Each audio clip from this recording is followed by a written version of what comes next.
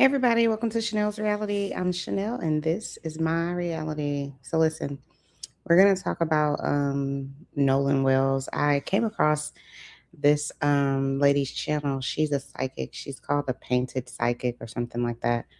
And so she sits and she paints and then she talks about, I guess, whatever visions or whatever comes to her mind. And she did a series on Nolan Wells, and the first one that I watched, she talked about what happened to him on that boat ride back. So I'm now under the impression that he did get on that boat and that he was never back on that island with those people, which is why I'm thinking no one saw anything other than him get. Now, I do believe people saw him get back on that boat. And that's the part that I think people are hiding, is that they know that he got on the boat, but no one's saying anything because nobody wants to get involved in it.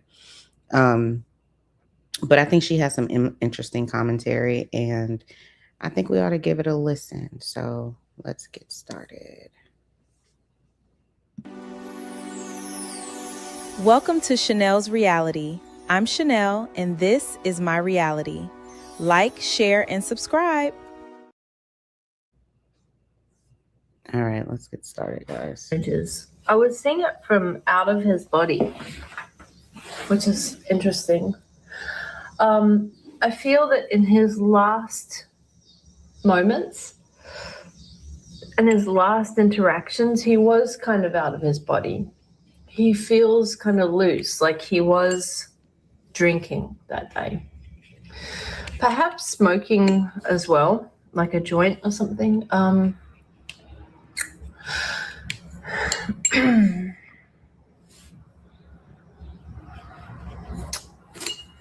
My first impression, he was like smoking a joint. He has glasses on and he was wearing a white shirt. So listen, I went to the Waffle House. I have a peanut butter waffle. I don't know if you guys can see it. It's so good. And then I have, look, let me make my picture bigger. Hold on. And then I have grits and sausage and eggs. I don't know if you guys can see that. And a biscuit. Why they only gave me half a biscuit? I don't supposed to get a whole biscuit. Anyway, I'm about to tear into this. So anyway, let's get back to the Painted Psychic. Hold on 1 second. Okay. It feels like it was quite a long afternoon.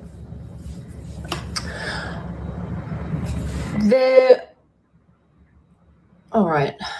The last image I saw that he saw, it was looking up through the water.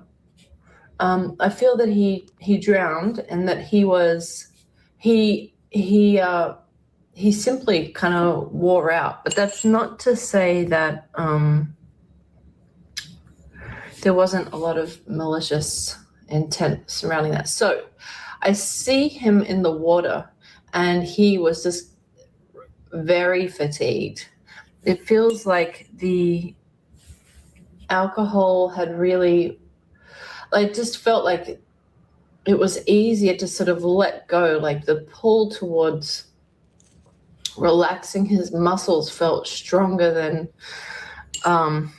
anything else. It felt like he was really like getting weighed down by the gravity of the water.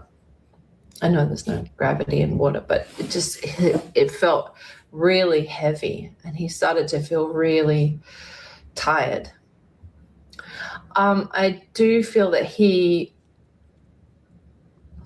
when I feel into the emotion that he was feeling, it feels like there was a lot of energy from anger and like a FU kind of feeling. Like it felt like he was swimming in the opposite direction. I got a couple of different scenes. It was a little confusing, and I feel like his recollection is a little confusing because the last few moments I could hear water like I could hear the water going into his ears, and it started getting quite blurry and loud with the sounds of water. So I feel that he was sort of really in his body, in the sense of like really feeling in his muscles, and he was less able to think clearly. But it's almost like he was starting to forget what he was angry about, but the anger had sort of taken over. All right, so let's go back. I was seeing an altercation on the boat, and it feels like there was really crossed wires in misunderstanding, and it really escalated to a horrible pitch, and it suddenly felt very prickly and personal. And I felt the jolt of a push, that he was pushed. I felt like he was, I felt like his chest sort of puff out a bit, like he was taking a couple of steps towards this other guy, and then I felt this guy with both hands like give him a very strong jolt, a push. And I feel like that tipped him over and into the water. And then it feels like he was swimming away, like, screw you. Because, well, we already know that someone had his phone and he was very angry about that.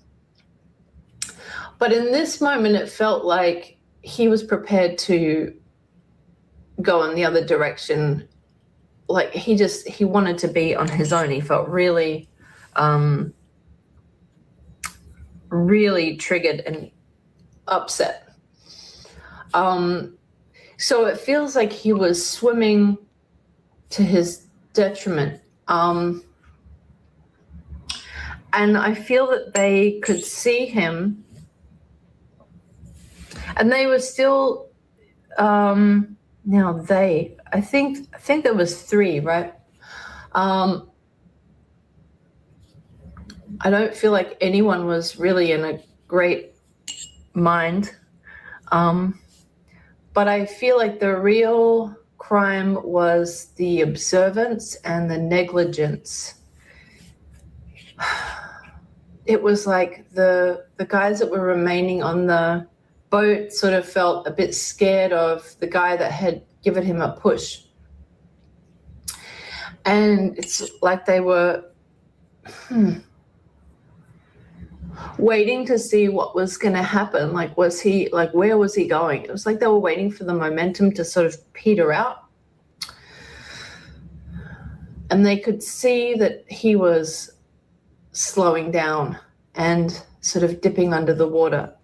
I feel that they went closer up to him and that he was pulled up on the deck. And this is where it feels kind of chilling, like there was a panic. It feels like the guys on the boat, it's like their blood ran cold. Like they were like, oh shit, what now? And I see Nolan unconscious. So I feel that they pulled him back on the boat because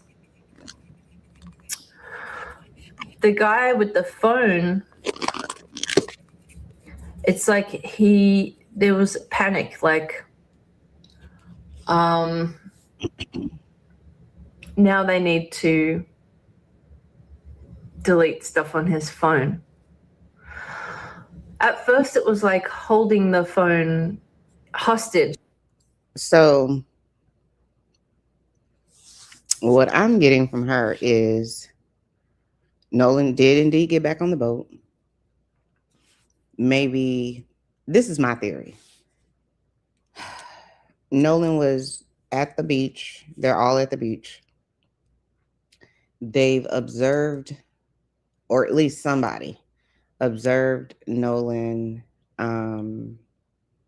with someone that they maybe were attracted to, or maybe they thought they should be getting, some sort of attention from. And there was some sort of jealousy associated with that. And so instead of them hanging out all day, this other person decided, bump that. I'm not about to watch this all day long. I'm not about to watch him, you know, this girl fawn over him or back and forth, whatever, them be into each other. And I'm not watching that all day because that should be me. I think, is it envy? Is one of the deadly sins? I think envy. It could be jealousy, but I think it's envy. Um, which is watching somebody have something you want. Um, and then I think they decided we're leaving. Whoever the person or persons were, they decided I'm not about to watch this malarkey all day.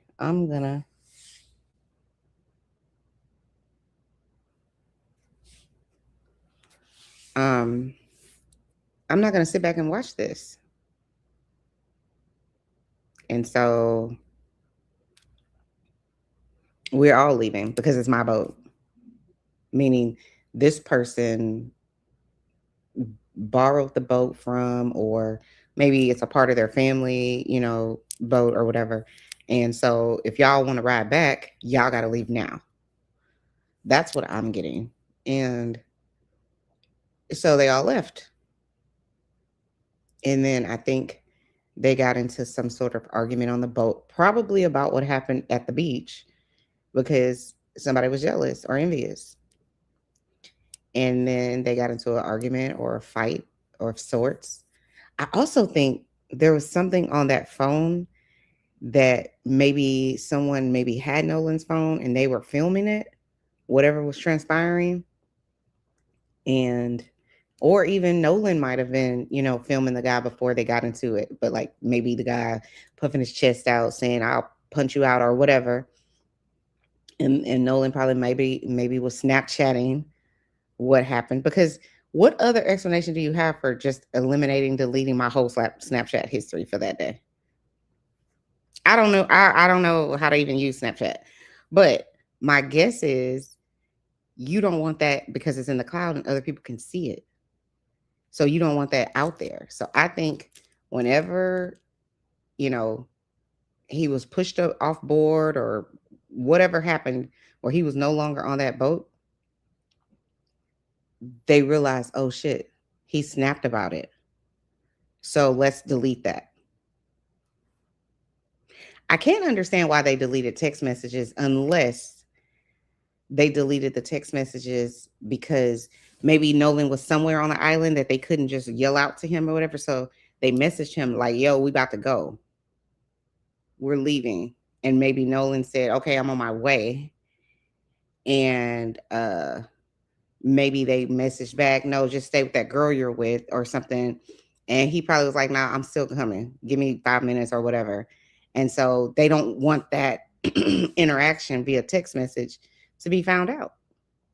That's my theory, because what could you have texted him unless you were threatening him? That why do you need to erase it? It makes no sense. I mean, the only other thing that can come, and this to me is a stretch, the only other thing that comes to mind is, were y'all in a sexual relationship?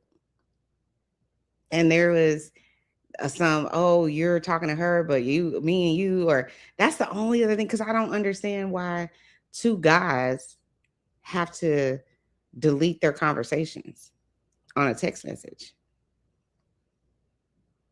I don't get that. It doesn't make any sense to me. So either A, there was some sort of back and forth about, we're about to leave you here on the island. And he was like, it's definitive in his phone. Do not leave me. I'm coming with y'all. Just give me a second. And they said, okay. And maybe we're on this part of the island. Come and meet us. And then that would lead the police and everybody else, if we had those text messages, to believe that Nolan got back on that boat. But they want us to believe he didn't get on the boat.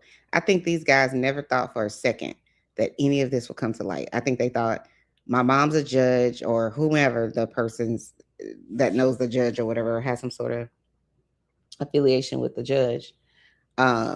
We'll just have her talk to the police, and we'll just tell her this is what happened. We told Nolan to come back with us. He didn't come back with us. We don't know what happened to him. And they were just going to hope that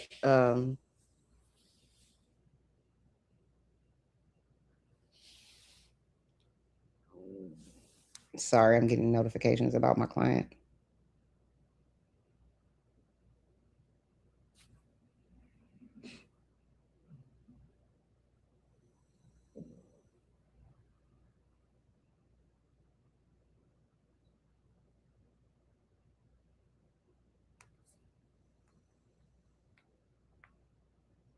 I definitely hope so.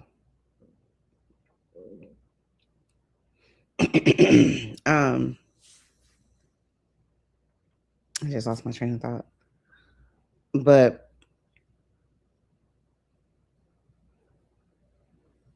I think those text messages create a timeline for what happened to Nolan. And I think that those text messages and or Snap, I think the Snap probably has some sort of footage of what was taking place before he was pushing into the water. Because I believe he was pushing into the water. Because what reason does a person that can swim, why would he be in the ocean? Why would he wash up on shore? I mean, I didn't hear anything in the autopsy about he had a heart attack or he had a brain aneurysm or, you know what I mean? Something that would cause a stroke, something that would cause someone that's in the water to suddenly stop being able to, you know, do anything for themselves, say anything for themselves. And again, if he was somewhere on the beach in the water, even neck deep, someone would have saw him. There was hundreds of people on that beach. Someone would have seen him. I just think that these people didn't think he would pop up on Horn Island that soon. I think they thought the ocean would get him. The marine life would eat him up and he would never be seen again. And it would just go on and down in history that this young man, you know, he tried to swim off Horn Island or whatever. And we're going to push the blame to this young girl and say, we don't know what happened because then it's he said, she's saying he said he got on the boat. They're saying he said he was staying there, but we left. The sad part is I don't ever think this case is going to get solved. I don't, unless they can prove that his windpipe was crushed or this part of the neck shows some sort of trauma to it that can't be explained away otherwise outside of some sort of human force. I think that they're never gonna solve the case, because how are they gonna prove that Nolan got on that boat, and how are they gonna prove he didn't? I don't know how that, to me, that's just a long shot.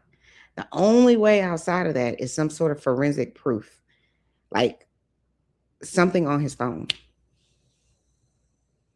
And I think you would need the circumstantial evidence to support that, right? So something on his phone, a witness, like somebody saying from the boat saying, listen, this is what happened. Now, if that happens, it's going to crack that case wide open. And I think somebody knows, but they're afraid, you know, that if they say something, they're going to get blamed for it. But let's keep listening. You know, to manipulate.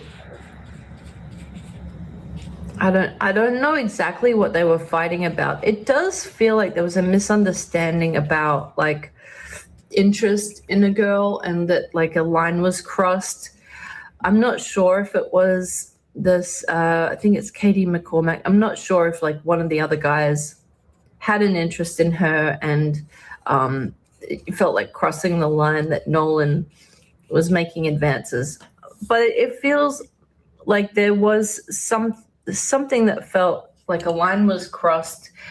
And I guess it feels like a bit of jealousy and like you should have known, like that's, you know, that's mine. I wanted that one.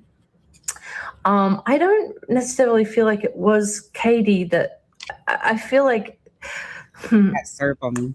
it feels like Nolan was sort of lucky in sort of he got whoever he wanted. His charm was quite spellbinding, and I feel like there was an expectation that he was supposed to defer to his friends and know about one of their crushes, and he did, or he didn't know, or he didn't care because he was sort of feeling lucky and relaxed and charming, and didn't really feel accountable. Like, it's not my problem if, you know, girls fall in love with me, kind of thing. It feels like a line was crossed that, like, he should have known that that was off limits. Like this other guy was already, you know, pursuing someone. It feels like something like that. And it got quite nasty because it felt like compounded sort of jealousy, really. Like, when they were friends, they were good, but this other guy feels quite insecure, and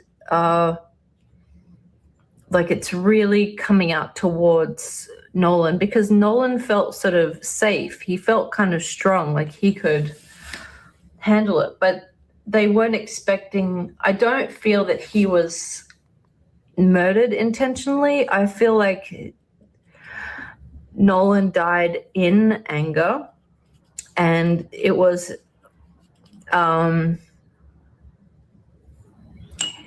altercation that got out of hand, and it was like a clumsy. It was an accident, but the negligence was not. There was panic, and the decision was sort of denial. So I feel that he was brought on board briefly to like unlock the phone. Like, I felt like the phone was placed in front of his face, even though he was not, his spirit was not in his body. Oh, wow. And I feel like they were rushing to clear something that was detrimental to them, which only makes them look more guilty, doesn't it?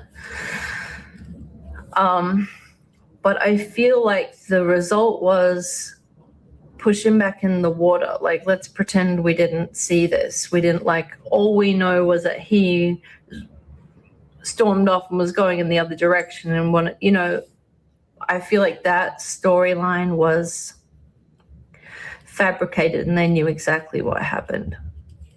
And it's like they could have rescued him. They didn't. I feel like there was it was more cowardice than. What do you guys think of that? When I heard that, sorry, y'all, I'm eating a yummy waffle from the Waffle House.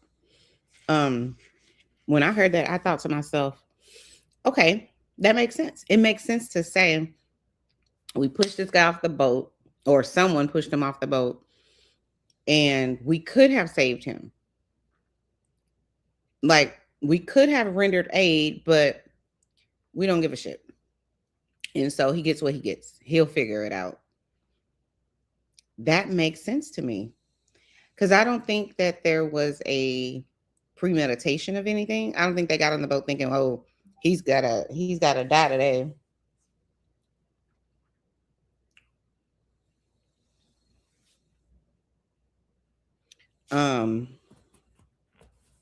I don't think that happened.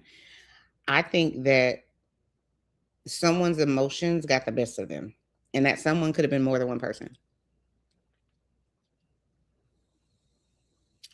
Because remember, I was saying The other day I did a video of this other like celebrity psychic guy, and he was like, I don't really want to get into the thick of it because I don't want people coming at me in my comments, but essentially this feels like classism or racism. Like you are not that guy. I'm that guy. And because of my white privilege, how dare you be able to get the girl that I like to talk to you and be interested in you? That's the vibe I got from the other psychic guy. And he said that, I hate to say this, but whatever happened to Nolan, no one cared. That's what the other psychic guy said. He's like, no one cared. I'm like, damn. And the irony is they sitting around talking about, oh, this is my friend, this is my friend. How do you watch if what this lady is saying is true? And to me, then it's negligent homicide. Meaning you cause someone's death or you cause someone to be gravely ill, and then you neglected to seek help. You neglected to try to intercede and, provide some sort of life-saving measures. That's negligent homicide. You could have done something, you chose not to. It's like having a mom, a parent at home with food in the refrigerator, but they're starving their child and keep starving and until the child just starves to death. You could have interceded, you could have fed the child, but you chose not to. That's negligent homicide. You punch someone in the chest so hard they have a stroke, but you don't call an ambulance, you don't try to render aid, nothing. You could have helped them, but you chose not to. That's negligence. And if that person dies as a result, that's negligent homicide. Which is why I think that these guys believed that, okay, we didn't get on this boat with the intention to kill this guy, but he did die. But we're just going to say he never got on the boat. Because if we say that, there's 10 miles in between that island and the mainland of Mississippi. So we don't know what happened to him. It's wild. All right, let's keep listening. Malicious in that moment, but I feel like the guys that were left on the boat with the one that started the fight, they were sort of afraid of him too. And so they chose to swear to secrecy and cover their tracks and claim ignorance. As for Nolan, I saw him in the water, like his last moments. I feel that he was probably, I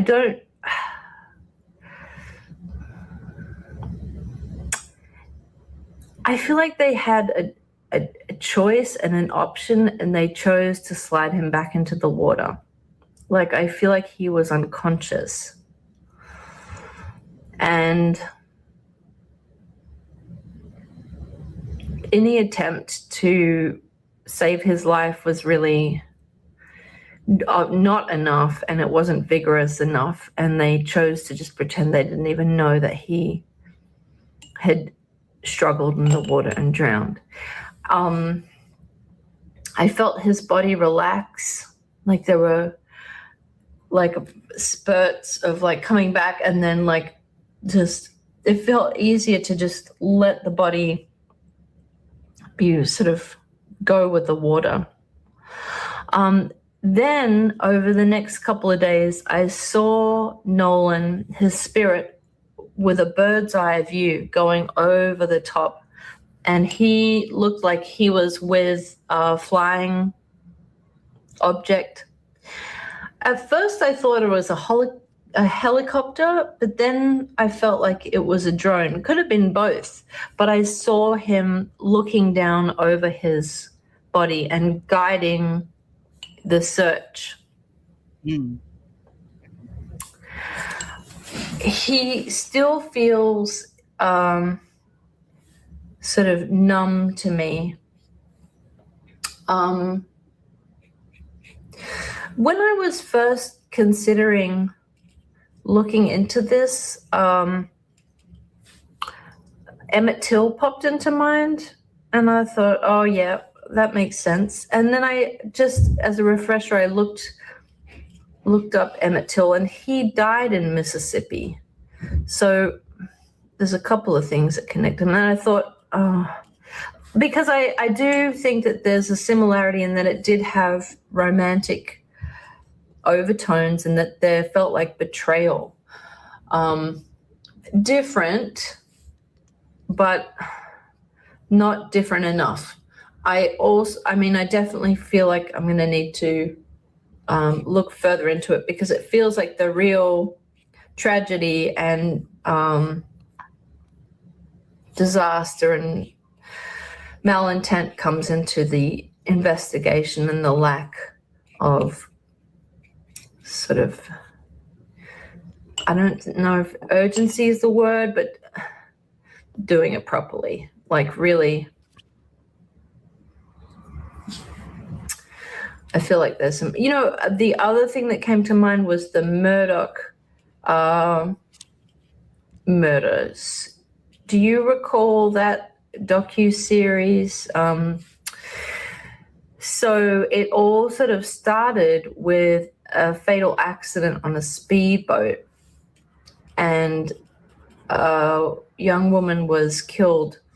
And then it was like a cover-up within the family, and then it just sort of led to more murders in this sort of cover-up. But it reminded me of that, not just because it was water, but it felt like it had a similar energy in the background to like these remaining boys and their families, and it just feels very icy and panicky, and like there's like shock and denial at play.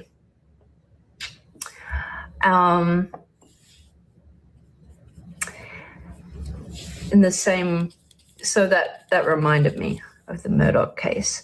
Let's see, what else was there? I felt like Nolan wasn't talking too much in terms of, sometimes I hear like their higher self is able to like impart some sort of view or meaning or moral behind it. It feels like he is coming to understand a bigger picture. It feels like the story is just beginning after his death. And that this feels quite sort of Shakespearean. And that I did hear in the visions that like something like this was bound to happen at any moment soon, because there were so many cracks that needed to be revealed, that this was, there was a handful of opportunities for this to happen. And it was like the perfect conditions for this to happen at this time. And that this moment, the situation, is a catalyst for something much bigger. A much bigger storm is brewing. And it's the detail and the negligence and the denial and those impulses that are at the heart of this. So I'm going to leave this here for right now. But yes, I felt that he was intoxicated, that he was struggling in the water at the time that he lost consciousness, and that he was still very much feeling the the sting of the fuming with rage from what was happening. And I feel like he was trying to take matters into his own hands. He was trying to go back to the island.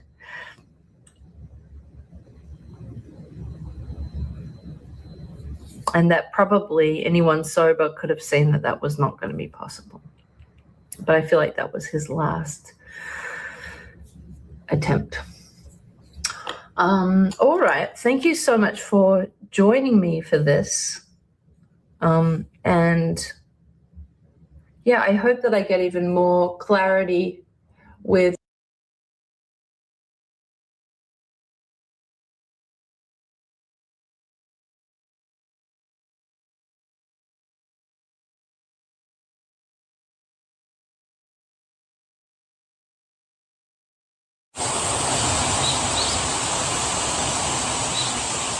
Hello, welcome back. I'm Elspeth, and today I'm going to do a psychic sketch looking into one of my questions surrounding the case. Why haven't there been any arrests yet? What's the hesitation? Who are we protecting?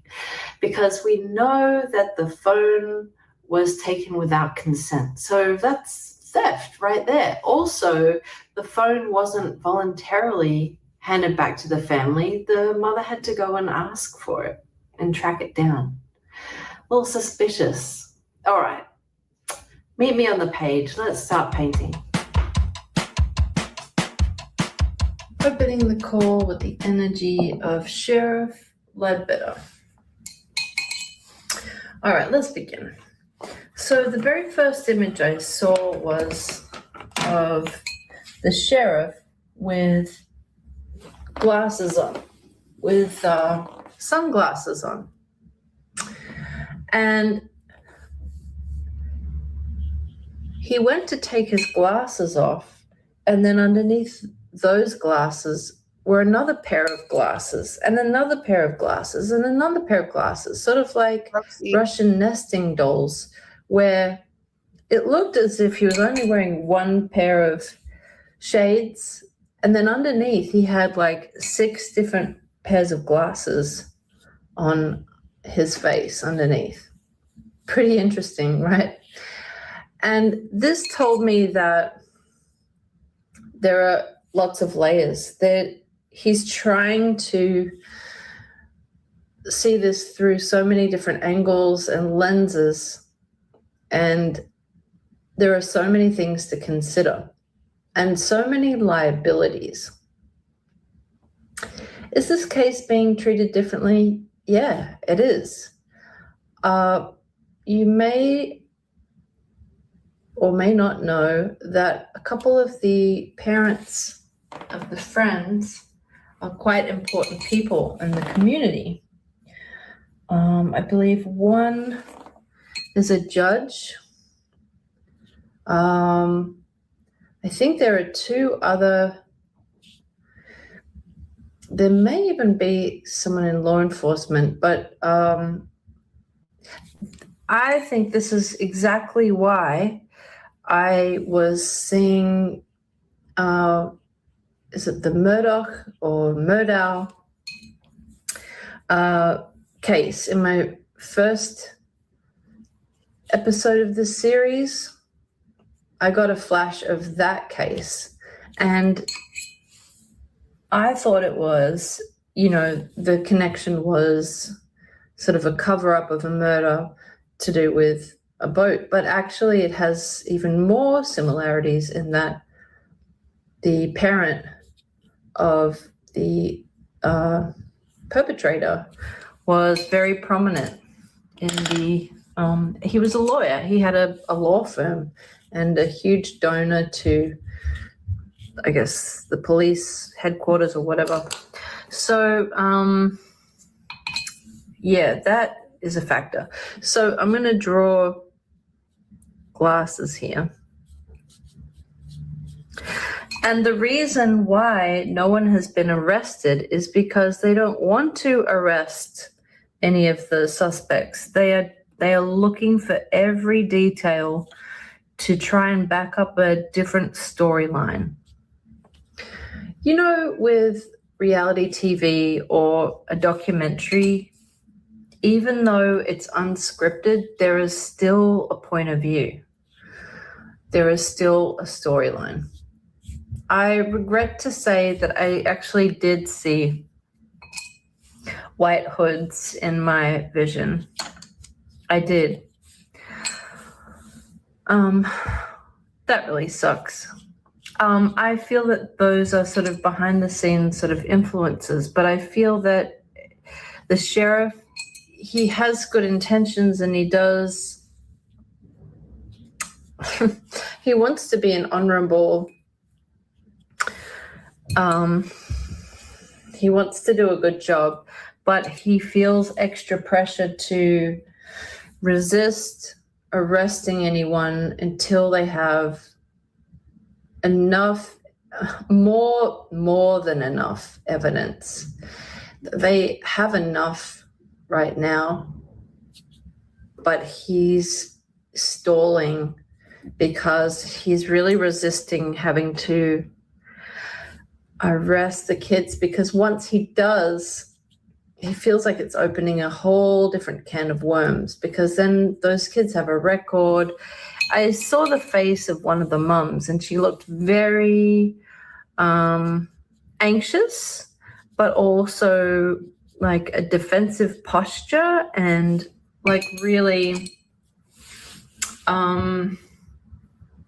putting pressure on. Should I do multiple glasses here so you can see all the glasses? I'll just do one pair of glasses. But these are symbolic glasses of like willfully seeing through. Let's take prescription lenses that don't fit, that don't work. Like just trying on so many pairs of glasses. Like, oh yeah, I can't see all the details from here. Oh, I can't, like it. Although he's saying like the boilerplate things, like, well, this is an open investigation and we want to make sure everything is correct. Yeah, everything correct so that they can support a different storyline. Because it feels like once they start down a different path and make an arrest, it changes a whole precedent, because then it holds them to a different standard. I feel like there are many instances with this department where there could be, it involves African American people, and they don't follow protocol as they should. And if they start now, then they have to uphold it for everyone. You know how if you go to, I don't know, a sandwich counter and you say, well, can you make mine off the menu and can you make mine extra special? And the answer could be, well, if we do it for you, then we'll have to do it for everyone. And it feels like that's a bit at play. It feels like conveniently all of a sudden they're wanting to dot the I's and cross the T's and do everything by the book. But this feels like a departure from what normally happens. And that's why there's a growing frustration, because we're sort of used to seeing someone arrested shortly after. I mean, at the very least, it would be reasonable to arrest someone based on, like, isn't that like tampering with evidence or something, like withholding the phone and the keys? Like one of the guys pretended he didn't know where the keys were and they were right there in his room. Also, why was everything deleted on the phone? Why were there no photos from the day or text messages? It's extremely suspicious. So they have more than enough to go on, even just to,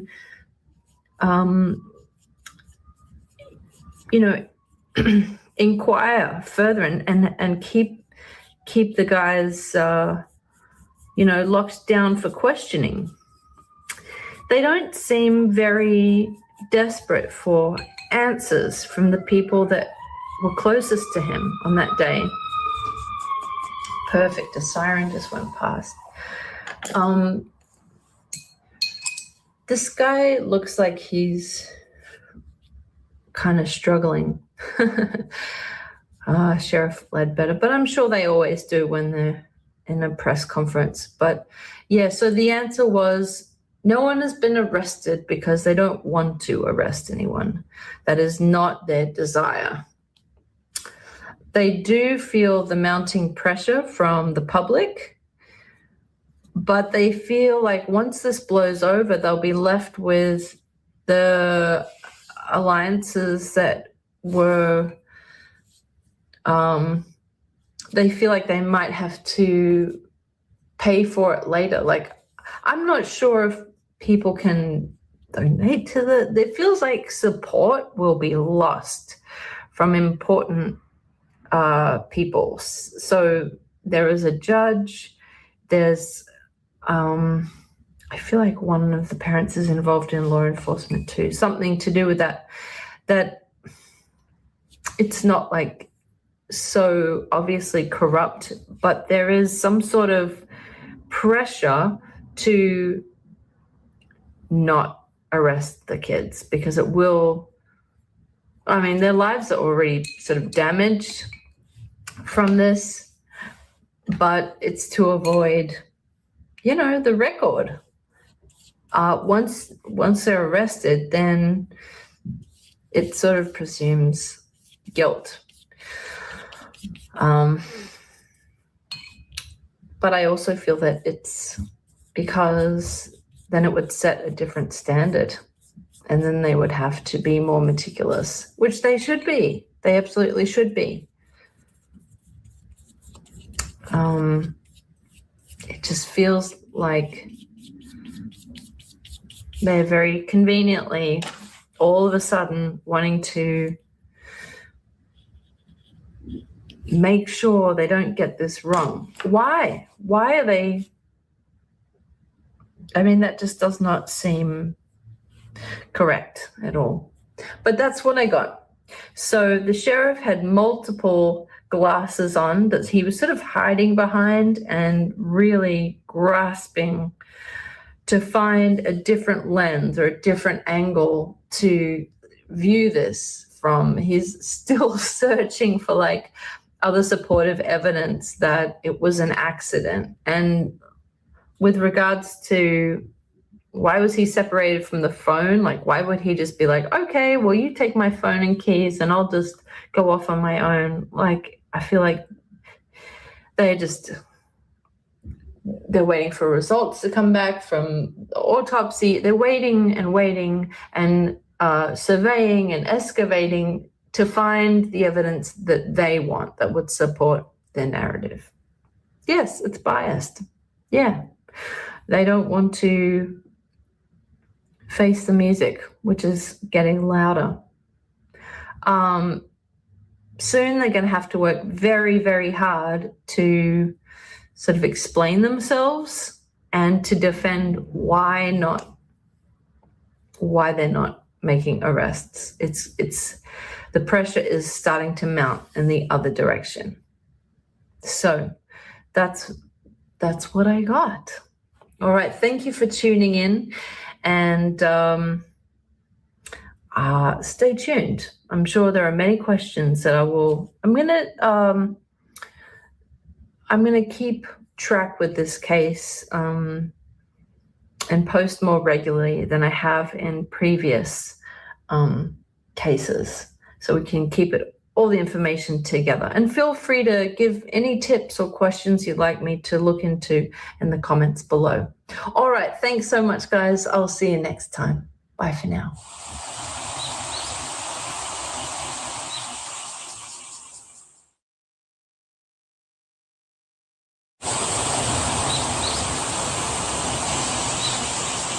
Hello, welcome back. I'm Elspeth, and today I'm going to do a psychic sketch of Nolan's phone because the phone seems to contradict the idea that it was an accidental drowning. if it was an accidental drowning, then why would things be deleted from a phone? That's what makes it seem more like a murder or an accidental murder, right? So I'm going to tune into the energy of his phone to see what was deleted. I think that will be very interesting. All right, join me on the page. Let's start painting. Opening the call with the energy of Nolan's phone. All right. So I had to sit in meditation for quite a long time, honestly. It was hard to get a clear image of what was going on. All right. So what it came down to was paints here. I saw images of, it's like I saw the scenes of pictures being taken, and I saw imagery of them all when they were like on the boat and then getting ready to sort of go in the water. And also, by the way, the idea that everyone would leave their phone on the boat because they don't want it to get wet, I don't think that's accurate, actually, because if you leave your phone on the boat, then you can't take selfies. And there are so many opportunities to take pretty pictures with all that water. And, you know, I feel like holding the phone above your head would, seeing everyone was able to stand in the water, that doesn't really make sense. I don't think that's what happened. I don't think that's how the friend obtained the phone. Okay. So what I saw was Nolan taking photos of himself, and there were quite a few other people in the background, but the point was he was taking photos of himself, sort of like documenting the day, showing off a little bit.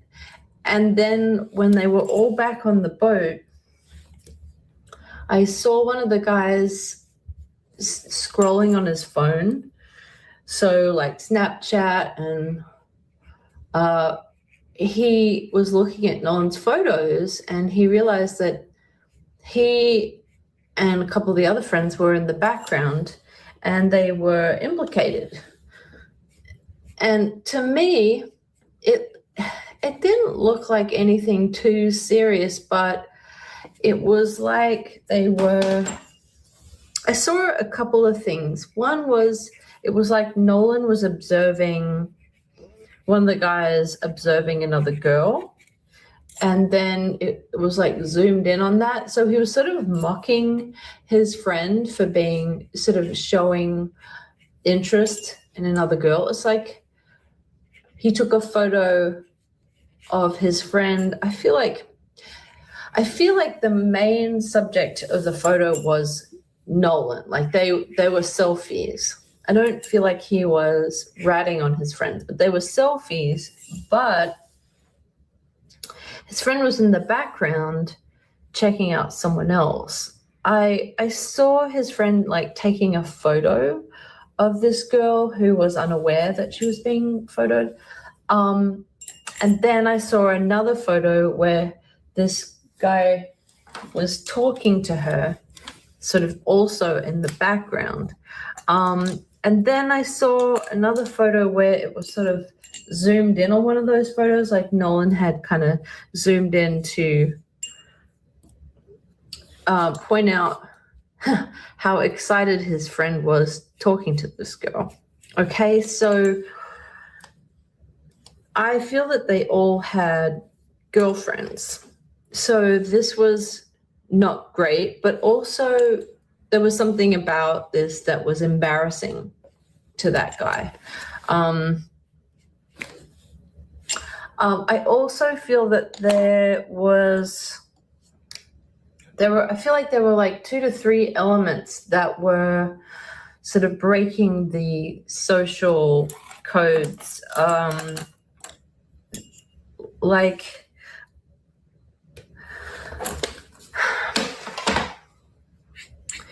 I feel there could have, okay, there was the presence of alcohol. So there were photos where they were drinking.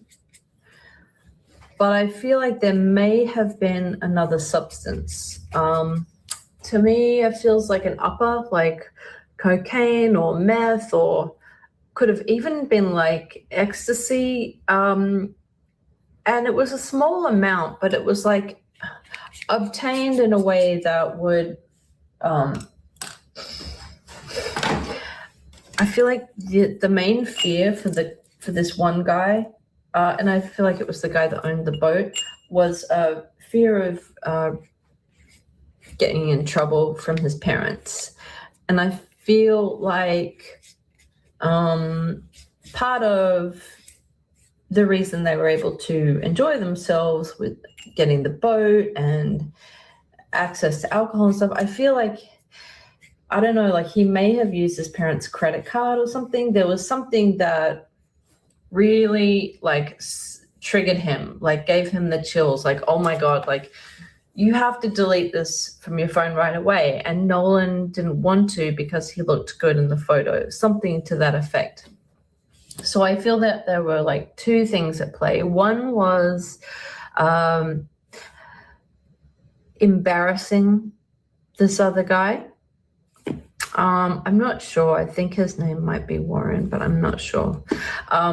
So there was embarrassment, but there was also implication and that he would get in trouble. That was the main force of really needing Nolan to delete whatever he had posted. I feel like it was on Snapchat, and I feel like it was in the spirit of sort of like, yeah, showing off, like we're having such a great party, look at us kind of thing.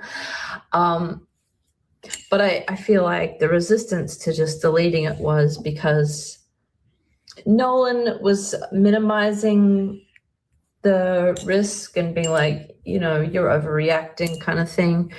And also, so he wasn't really taking him too seriously, which felt insulting and offensive.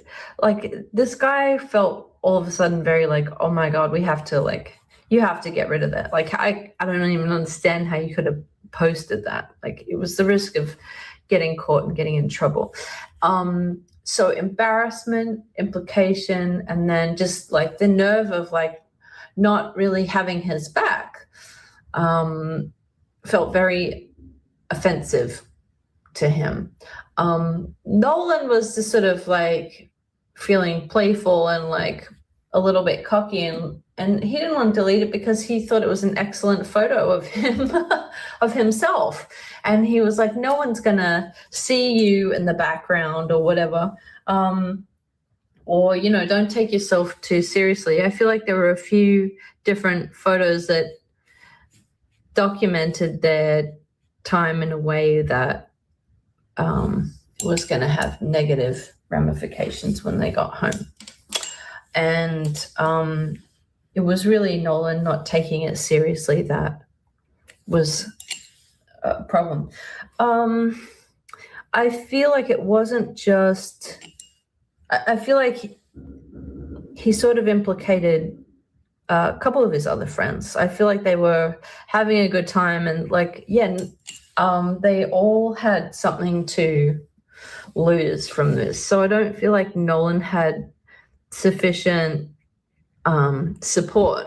Like he was sort of screwing them all over, but he really didn't see what the problem was. But I think there was a problem behind the problem was, I feel like, you know, his parents' credit card was used, something like that. Like, well, how'd you get the beers? There was something that to Nolan seemed like they'd be able to explain it away. It wasn't a big deal and no one would see it. And but I think the guy whose boat it was, whose stepmom is the judge, was worried on it. Like he had not fully disclosed a risk that he'd taken that would really put him in trouble. And so yeah, there was panic, and Nolan he didn't want to have to explain himself to Nolan, but Nolan's just resistance to it felt like disrespect to him. He felt very panicked, and Nolan just was not really taking it seriously, and this felt like a huge problem. So I feel like it escalated. So at first I feel like there was a request, like, you need to delete that. Well, not a request, but an order. You need to delete this like right away. And also, like, enough people had seen it that I don't think enough people would know what was embarrassing or what was dangerous, you know, in terms of him getting caught. But he felt really panicked. So there was sort of like an order, like, you've got to delete this right away. And that was sort of like ignored, like, no, this is my account. I look great in this photo. And then that escalated, and then his phone was snatched. And it's like he was trying to delete it himself. So that's what I saw. I feel like he did have his phone in the water. Like, you can hold it up high enough, and, you know, but I really don't think that Nolan would have risked not capturing some excellent pictures while they were out in that beautiful scenic place. Obviously having a great time and with, you know, living it up. So I feel like the phone was taken from his possession while on the boat. All right, and then go back to the previous episodes to see what I was saying about that altercation.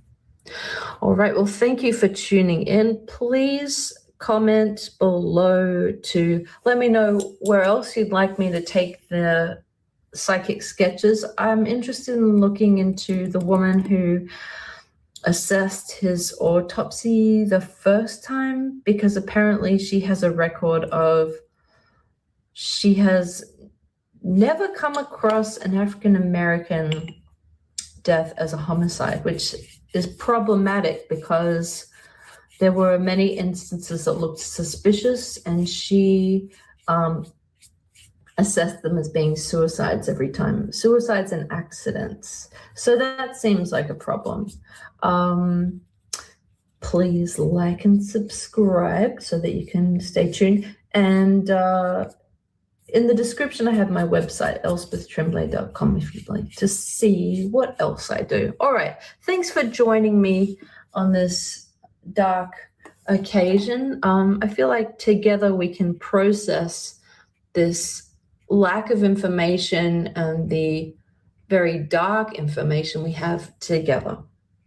All right. And, you know, I hope I'm wrong about a lot of things. I really do.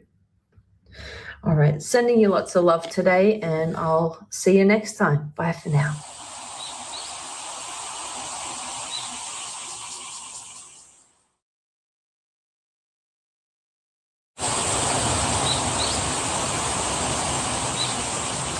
Hello, welcome back. I'm Elspeth, and today I'm going to do a psychic sketch to look into how Nolan Wells's friends are feeling right now. He traveled on that boat with 3 supposed friends, and they're all keeping quiet. Instead of going out on the search party to look for their friend Nolan, they all lawyered up and have been quiet. So I would like to look into what they're feeling. Are they sleeping well at night? What's going on with them? All right. Join me on the page and let's start painting. Opening the call, the energy of Nolan's 3 supposed friends from the boat. All right. it was uncomfortable to be in their energy, that's for sure. So here's what I got.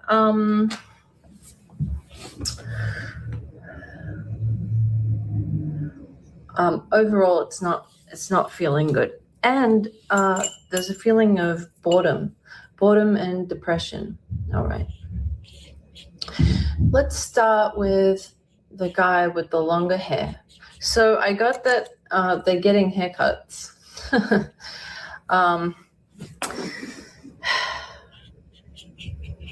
They're laying low. They the guy with the longer hair, I saw him throw up. Like, he feels sick to his stomach. He feels nervous. He feels anxious and depressed. And it's like they're all on lockdown, or like they're sort of like they're grounded, or they were on lockdown, per the advice of their lawyers and their parents. And they've deleted their social media accounts. We know that. I feel that some of them check in from time to time to see what the temperature is, to see what's going on, to see what people are sort of saying about them. Here I'm going to put Nolan in here too. I'll do some more detail in a minute. Here we go. Let's see. Okay, so the first guy to the right in that photo, he's feeling nervous and scared and depressed. He seems to be the most sensitive of all of them. Not that any one of them are particularly sensitive, but yeah, that's my read on that guy. The guy in the middle seems, I saw him playing video games. So I saw, like, his point of view was the screen. It was kind of dizzying, because I feel like that's all he's really doing. I feel like he is dissociating, and he is just keeping his mind occupied. He really wishes that he could erase his whole memory of that day, just erase that day altogether. He's not really sure how to move forward. I did also see a scene of each of them getting into the back of a car, and with at least one or two of them, I saw their heads being touched as they went into the back of the car, which usually happens when people get arrested, isn't it? But I also saw them, like, in suits. So I guess this is them going to trial. So they are preparing in their mind their future. Their future is so different now. I mean, it feels really difficult to continue going forward with their plans. I guess they're going to college and whatever. But I feel like the mood is pretty dark. And I feel like the communication with their parents is really dicey as well. I will do a reading on what the parents are feeling next, I think. Okay, so this guy, I felt like this guy is a little suicidal, actually. He's feeling a bit overwhelmed, not able to think forward about his future. He doesn't much like the idea of Well, when he thinks about the future, he's thinking about worst case consequences, and like even if they're completely innocent, this is an extremely unsettling position to be in, and their silence doesn't work for them at all in the public eye. For the optics, this tactic is not helping, although I'm sure it could be a lot worse if they were to speak. But either way, the guy on the left feels like they are screwed either way. Like looking at this photo, it's like he's looking at his future prison mates. I kind of did see an image of the guy in the middle that was playing video games. I did see him as an older man, out and about, living a normal life. So that's a little discouraging, isn't it? Well, we don't know the truth, but it seems very suspicious and sinister. So that's something that we know. So whatever the truth is, it's not looking good at all. Today we learned in the news that the GPS from the boat had been discovered, and they made a couple of stops, and there was audio released from the towing company because their boat was taking in water. Well, why was that? Was there some sort of accident on the boat that punctured it? We still don't know the results from Nolan's autopsy. Perhaps I'll do a read on that. But at first, I don't want to say glance, the very first indication, how do you say it? It was determined that it was an accidental drowning. Now, there are other things flying around the internet, like water wasn't found in his lungs. I saw something else that he was burnt and beaten, but I don't know where that's coming from. And I feel intuitively that the mother's response would be different. I feel like the lawyer's response would be different if there was visible signs of being beaten and burnt. Just to put that out there, that like, so far it looks like it's quite mysterious that he was floating in the water, but they couldn't determine what had happened to him. So yeah, I'm not sure about those extra details there. I didn't see in my visions burning or getting beaten. However, it's possible that, there are more scenes to be revealed, but I saw him in the water, and that it was very hard for him because he had been drinking, and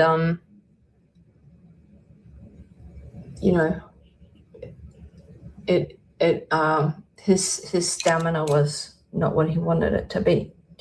That's not calling it an accident. I feel like there was a push. I feel like there was an altercation, and there was certainly neglect, which if you could see that someone was struggling and you let them die, then what would you call that? Is that second-degree murder? I'm not sure.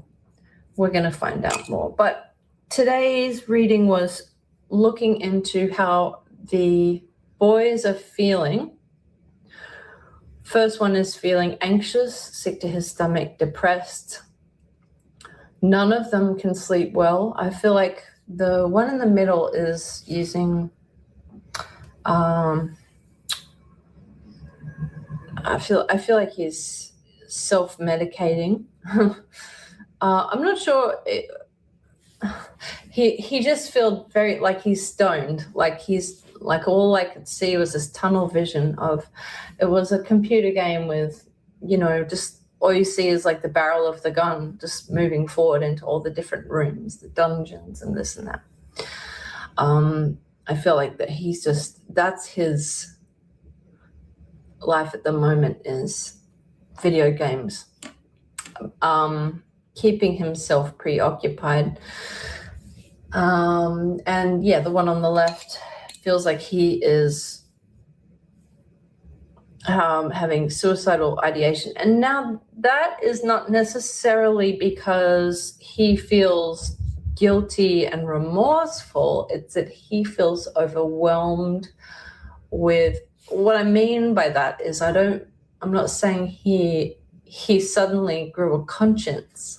I feel like he doesn't want to face what he is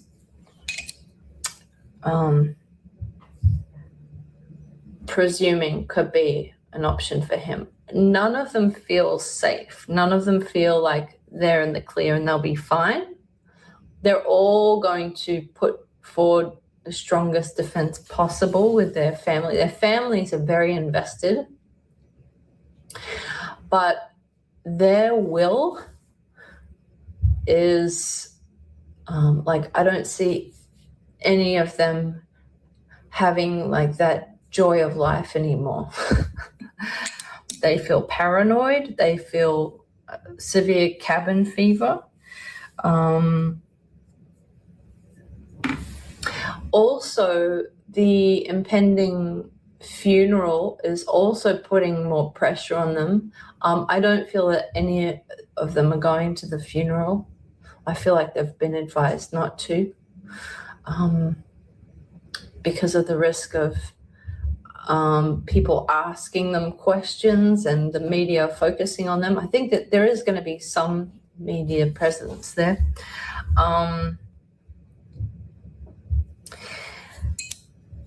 And so, yeah, there's no real escaping. It's like they really are in house arrest right now. It's exactly. So I feel that I don't see a way that they can fully clear their name, because the longer the silence goes on and there's no statement and their account of what happened was contradicted by the girl on the island, Katie McCormick, they just look suspicious. And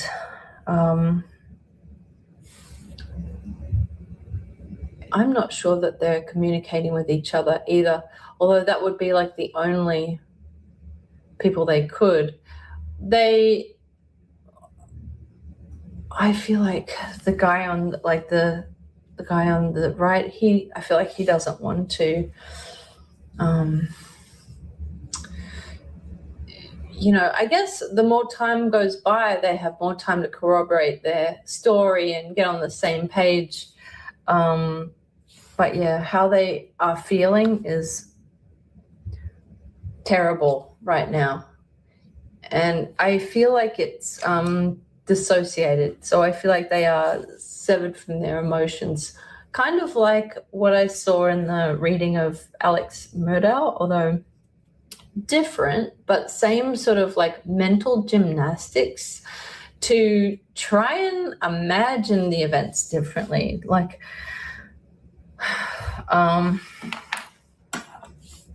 they are really avoiding the thought which persists the most, which is about the negligence, which is about like they had a chance where they could have saved him, but it felt like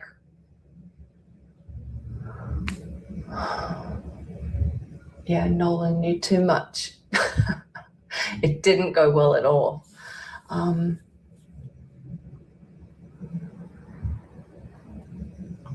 They are already in a form of prison. They are already in, like, their fate is kind of sealed. No matter I actually feel that their lives will feel much worse if they don't serve time,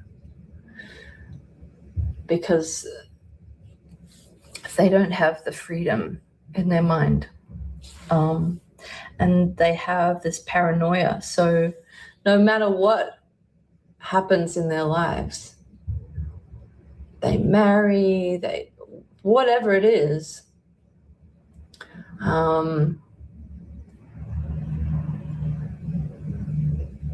they would have to do something absolutely revolutionary to shake this off and turn this around.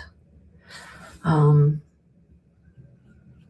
I just don't see them having that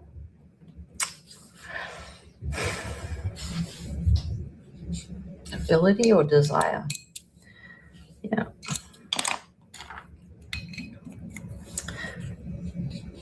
For it to get this far, at least two of them, their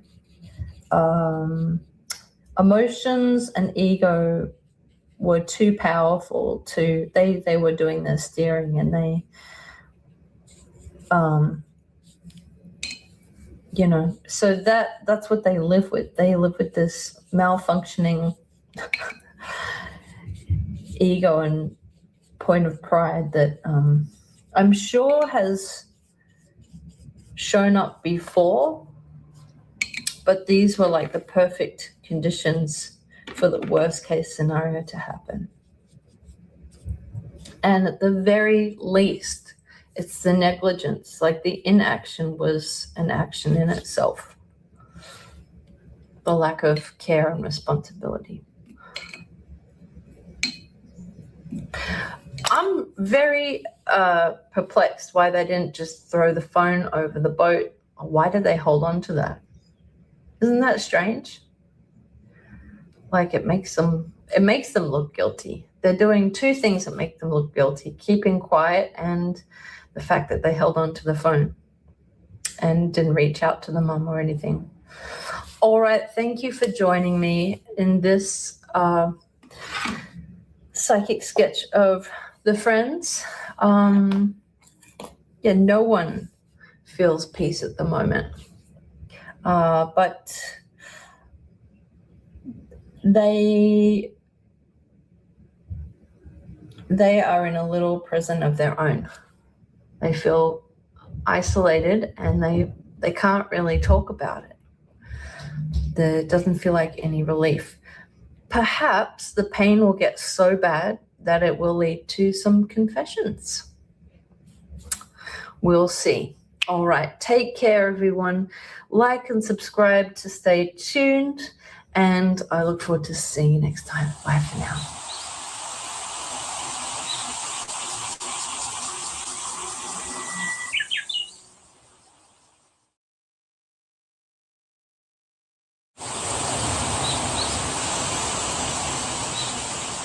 Hello, I'm Elspeth. Welcome back. Today I'm going to do a psychic sketch looking into the original autopsy and perhaps the reason why the family decided to get a second opinion. The first coroner was Bruce Lind, and he traveled to Horn Island to do the very first assessment of Nolan Wells's body. And he found that there was no evidence of physical injury or trauma. But because his body had been in the water for a couple of days, he had to reference dental records to confirm that it was the correct identity.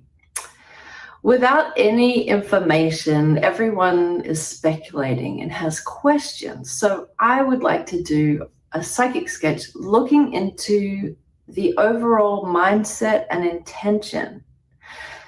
Is there any discrimination present in this coroner's office? I'd like to know, because once again, this case could set a new precedent. It could shed light on a pattern, perhaps, of, mishandling or minimizing autopsy results. I'm just curious. This is for entertainment purposes only. So join me on the page. I'm going to start painting and doing a reading on it.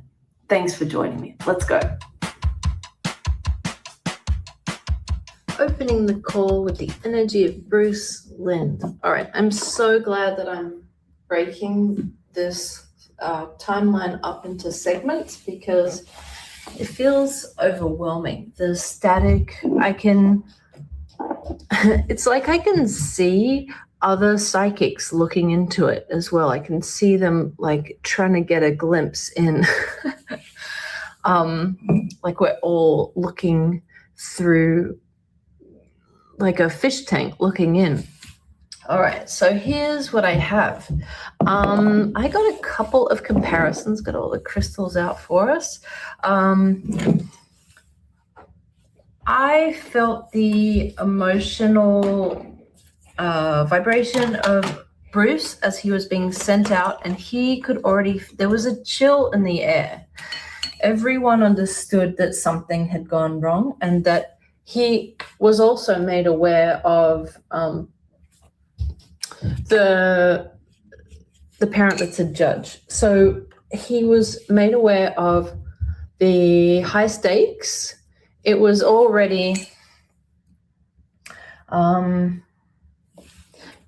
Bruce understood that this was different. So this is why he was sent out and no one else from the coroner's office. And the comparison that I got, and this is because of my own background in the food service industry, this is how it works. I get like little like post-it notes of information that recall my own past experiences sometimes so that I can understand it and translate it. It was like sending out like you've got a very important high profile guest coming into the restaurant, in which case would be Nolan. And because there were like helicopters and the guard was sent out, and it set the table for, all right, we have to be on our best. So it's as if you had a very high profile guest come into a restaurant, and instead of the usual cook prepare the meal, the head chef had to stop everything he was doing. Even if he wasn't at work that night, he had to come in and prepare the meal himself. So I feel like by Bruce going in and performing the original autopsy, an assessment, I feel like that was actually off-brand, but in a good way. Like they sent out the best because they didn't want to get in trouble right off the bat. All right, so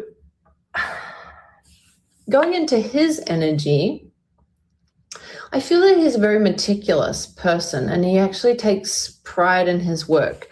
And for him, I mean, it's kind of hard to imagine. I'm sure it's hard for people to imagine what I do.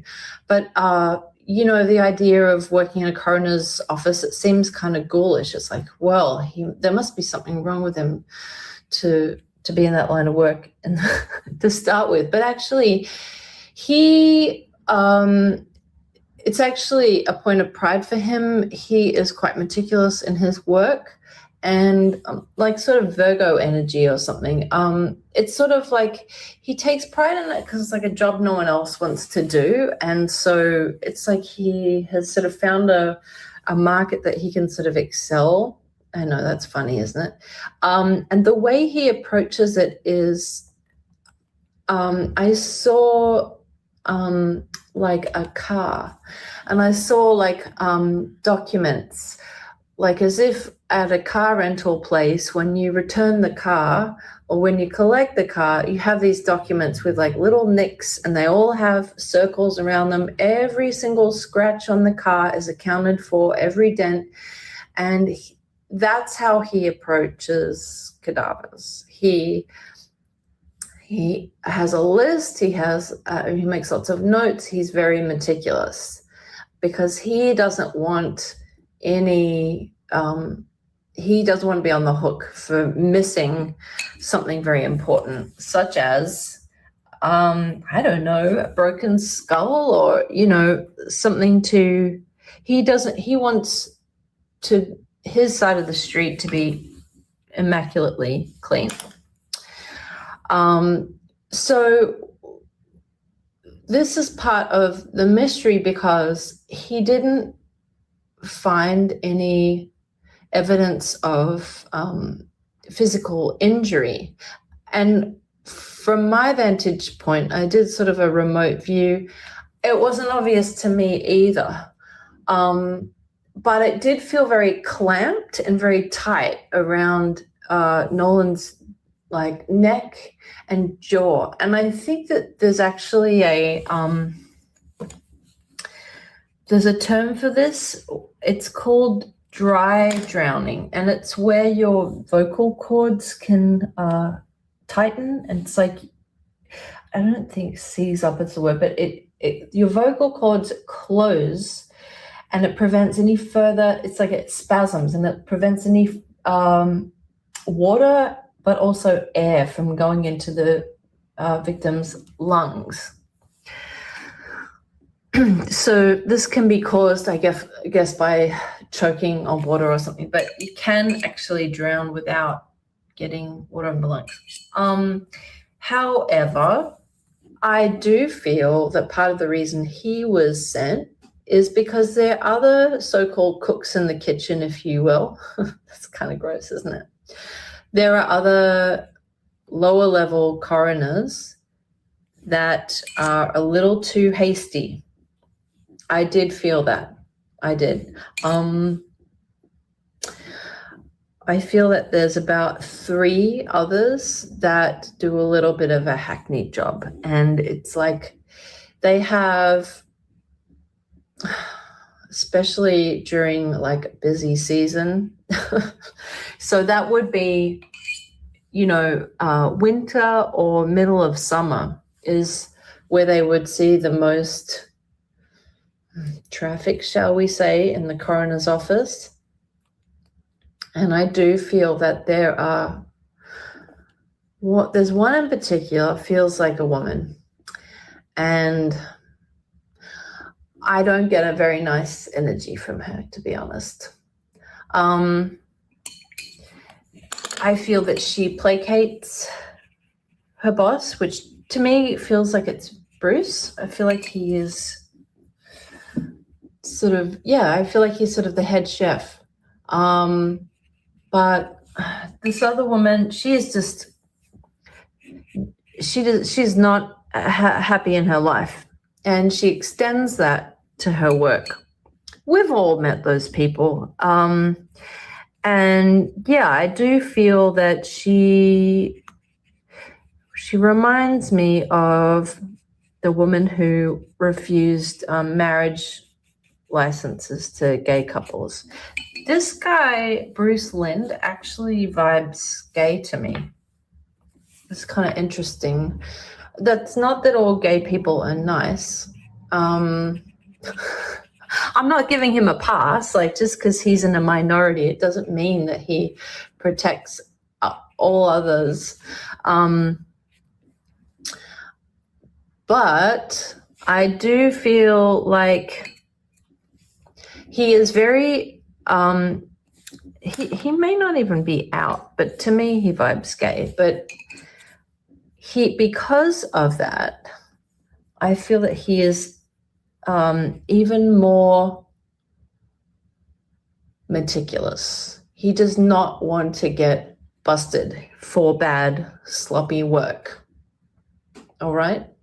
So I don't feel that he is racist, but I feel like there's a little bit of a cold chill in that whole, sorry, I know, right? There's a morgue there and everything, but this is no laughing matter. I'm sorry. I think that's what happens when I talk about death sometimes. It can make you a bit nervous. But honestly, I'm here because I am trying to express that I don't actually believe in death.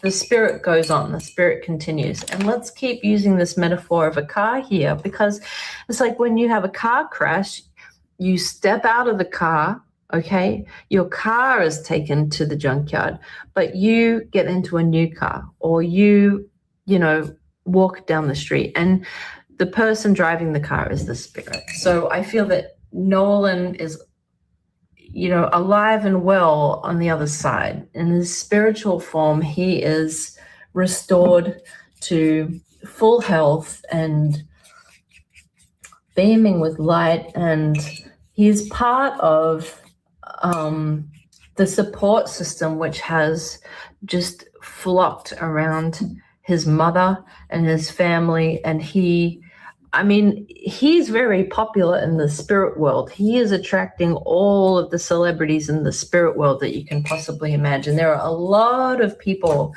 There are a lot of really important people that are invested in this case, because it's an opportunity, it's a catalyst for a new milestone in moving forward, in forward progress. I'm even seeing Martin Luther King Jr., Maya Angelou. I'm seeing so many important people in on this, lending their energy in support. Okay, so as far as this guy goes, I feel like he's coming from a place of fear, but in a positive sense, that his fear is that he doesn't want to mess up. He doesn't want to be, but because of his caution, I feel that also stifled him a little bit, because it's like I don't believe that he saw anything obvious, but I don't feel that he dug too deep. I don't feel that he was led by his curiosity. I think that he did the most cautious clinical review possible. Does that make sense? Let's go with someone playing a piano. They're on a stage, they're feeling the energy, and there's a temptation for stage fright, and they are playing this piece of music that has everyone's attention, all eyeballs on him, and he's doing it technically very correctly, but there's no emotion in it or personal artistry in it. They're just playing all the notes as they were written. You know what I mean? So it's it's kind of lackluster. It's oh, all right, I guess you did your job, but you're not really helping anyone to understand what this piece of music is about. So you're not really helping anyone to understand how Nolan Wells died, besides the obvious that he, yes, at some point looks like he drowned, but it's the negligence and what led up to this moment, and also what followed. Was anyone witnessing him when he was struggling or in peril? No, that's been addressed. It's just been laser focused on technicalities. I can't seem to be able to get a clear grasp of his eyes. And isn't that interesting too? Sometimes when I paint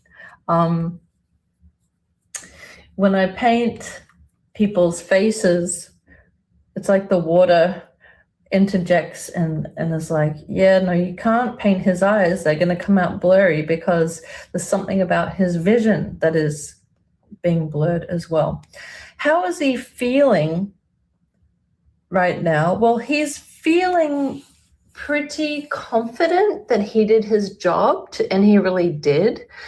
But this is what I'm saying. He didn't use his heart or his extra independent mind of inquiry. It was just a very clinical, technical overview. There was no extra input. So he's feeling confident in that, well, I did everything I can. He's trying his best to separate it and keep going about business as usual. And he's used to that because that's sort of the frame of mind you would expect of someone who has to deal with,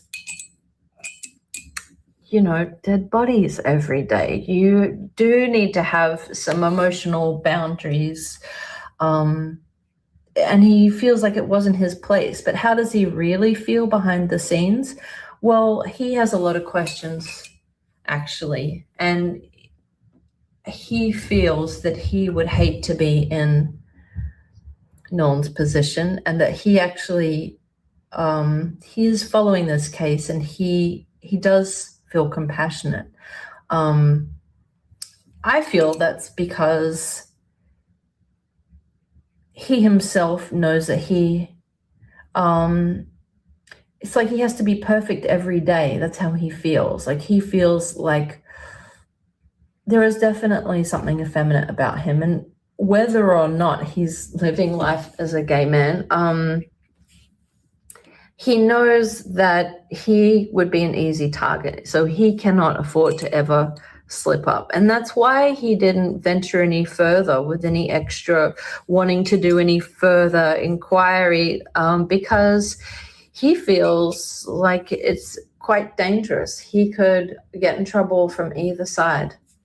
If he looks too closely and wanted to look too deeply, then he feels he could feel pressure and heat from the parents of the friends, all their lawyers, and he feels that if he hadn't he had to sort of do a very thorough overview to make sure he wasn't missing like a huge gash in the chest or bruising or anything like that, because he understood that there was a lot of media focus and attention and power coming from the victim's side as well. So he did the minimum and the maximum within that lens of just doing it technically correct. But do you understand how doing something technically correct can miss the whole, there's something missing from that, like playing a piece of music without that feeling, without that extra inquiry and desire to really get to the bottom of it? Or a head chef who just technically puts all the ingredients together but doesn't necessarily investigate further to see if it could be an elevated flavor. That's sort of what happened here. So he is sort of a neutral read, but I do feel that he was sent in to do the job because he is known for doing the best clinical work, and he is sometimes I feel that he decides not to do cases, and he passes it on to, there's a couple of people that work there that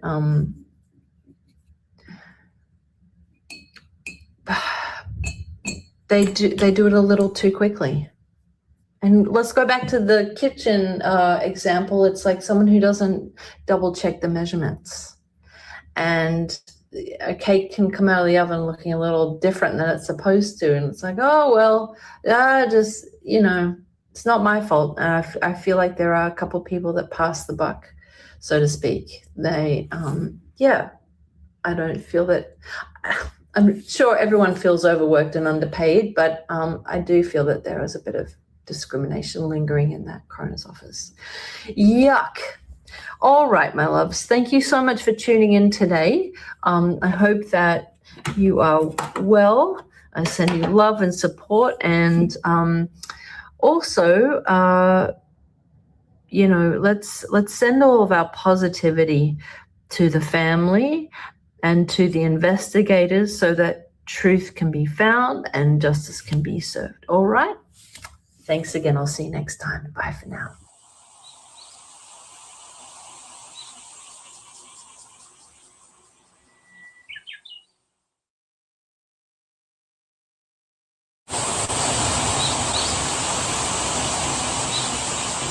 Hello, I'm Elspeth and welcome back to my channel. Today, I'm going to do a psychic sketch tuning into the energy of the boat.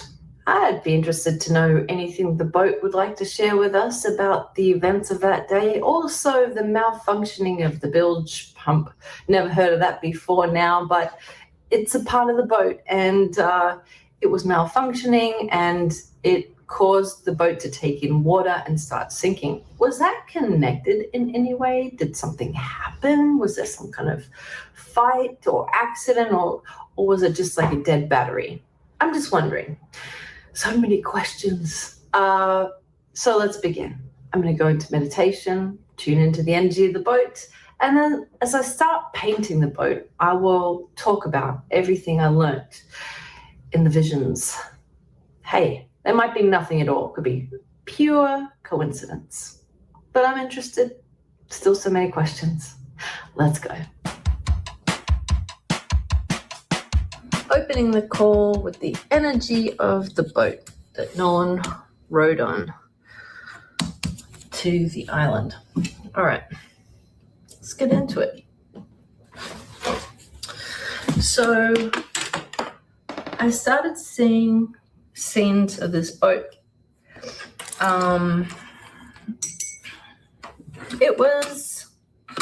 It had such a beautiful energy to it. It was really like, it was like a portal for it was like a party portal. As soon as people were on this boat, it was like the whole energy changed. This is a happy boat. And for many, many trips, it served, as a pleasure cruise.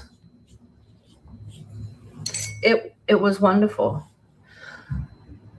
Then I started getting imagery of the boat on the way to Horn Island. And what I felt from the bottom of the boat was, it was like the chest of the boat getting like slapped by the water. So I feel like they had a little bit of fun accelerating. Not that there would have been like huge waves around that area, but just that they, were having fun on this boat, and that, they revved the engine a little bit. And after a few of these trips, I felt that it was like the wire came loose on the bilge pump. And honestly, it felt like,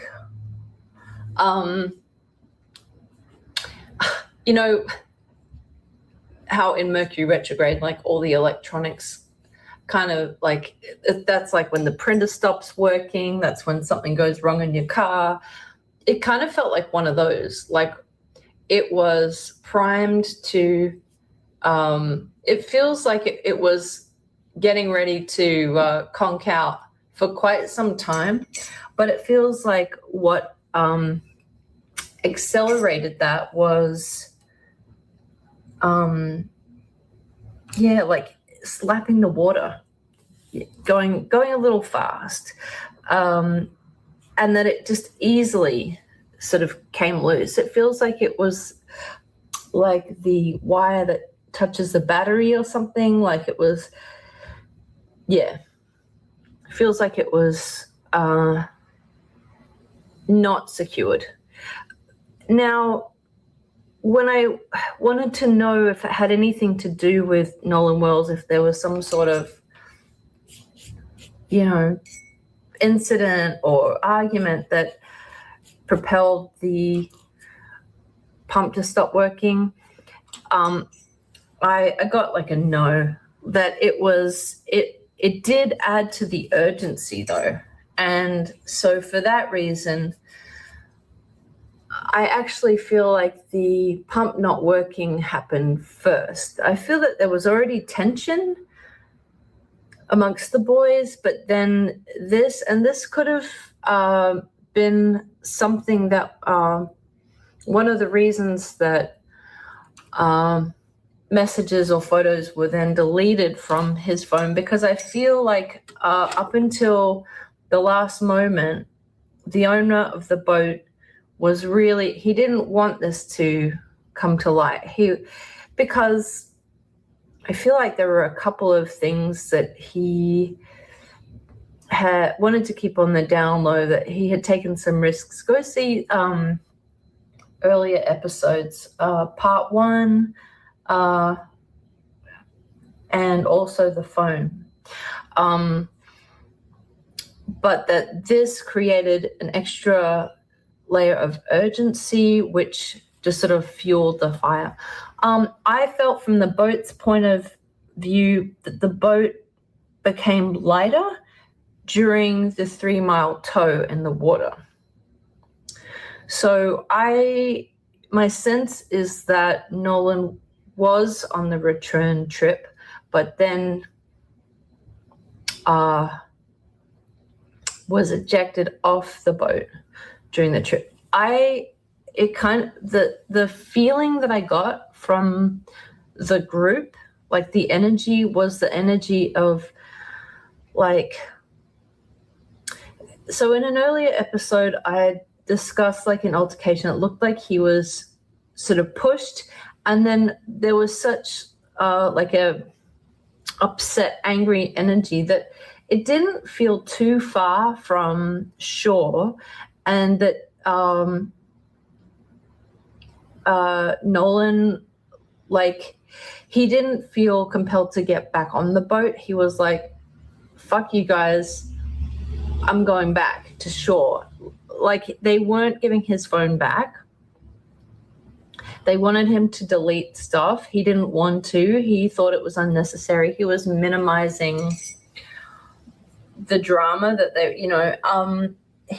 he felt like, because I had said that there were like some selfies where in the background there was something incriminating, and maybe it was to do with, I don't know if it was to do with this, but there was something that showed, well, the other guys in the background, and it was just sort of showing a little bit of things weren't actually going to plan.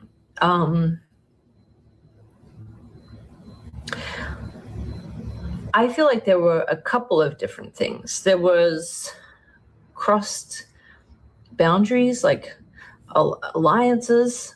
I feel like,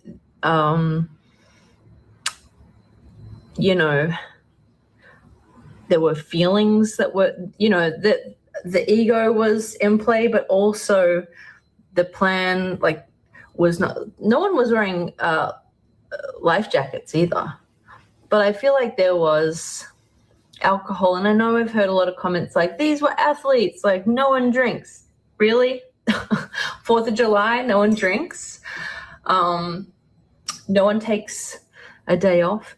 All right, don't come at me for that. But I'm not implying that Nolan was really wasted or anything like that. But all of these conditions combined, I feel like I'm getting off track here, but the energy of the boat was, the bilge pump had, the electronics had come loose, disconnecting from the battery, and it was to do with the way they were driving there on the way. Then, so it was unrelated. But because of that, it added a sense of urgency and contributed to the fallout. Okay, and I feel that Nolan was on the boat at the time of the call, and I feel like he left the boat during the tow. And I feel like the boat towing the boat behind was unaware. I feel like it looked like he was swimming back shore, and he looked okay, but I feel like there was a quietness on board amongst the guys that this is part of like because they were being towed, it's not like they could just stop the boat, turn it around, but the impulse to like let the towing boat know, and that wasn't there. It was like, because there was energy in the air still of the argument, it was like, well, screw him. He's making his own choices. Like they were just like taking distance from each other very defensively. But there was a silence among them, knowing that it's like they were closing the door on him. And there was a question mark about like, is he going to be okay? But because they was, one of them, I feel like it was the owner of the boat, was still feeling up in arms. I feel like it was the other two guys, especially the one with the longer hair, that was like, oh, is he going to be okay? Should we be calling someone? Should we be? And they didn't. And it was sort of like that the same feeling of like you're driving on the freeway and you see something happen to a car and you're like, oh, is it going to be okay? And it's like, well, we just have to keep going. We don't have time to stop. Something like that. I don't feel that they could see him like struggling. I feel like he looked like he was okay, but there was no making sure. So once again, I feel that it was like the precise cause of death was accidental, like while he was making his way back.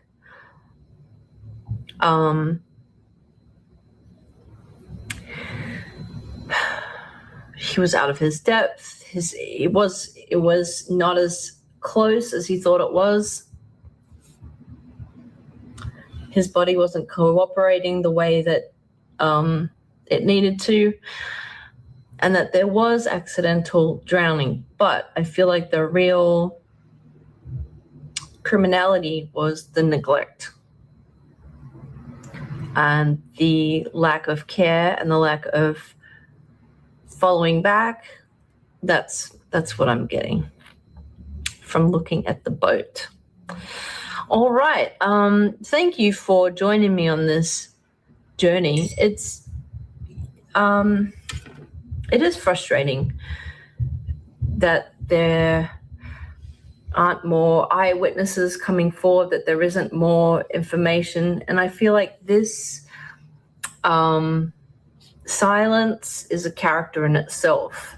This is one of the most heartbreaking parts of this is the silence in between moments of information.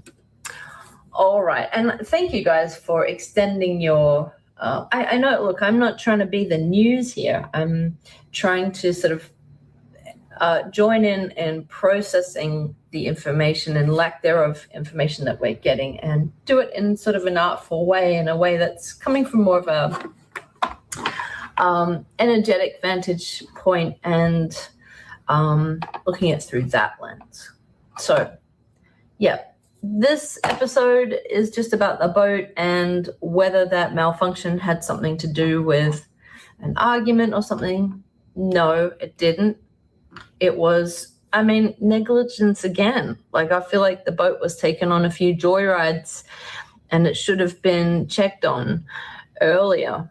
That's sort of part of, the story of who's driving the boat, but that the malfunction did contribute to the incident that left Nolan Wells dead. All right. Sending lots of love and good health your way. And I will see you at the next installment. Bye for now.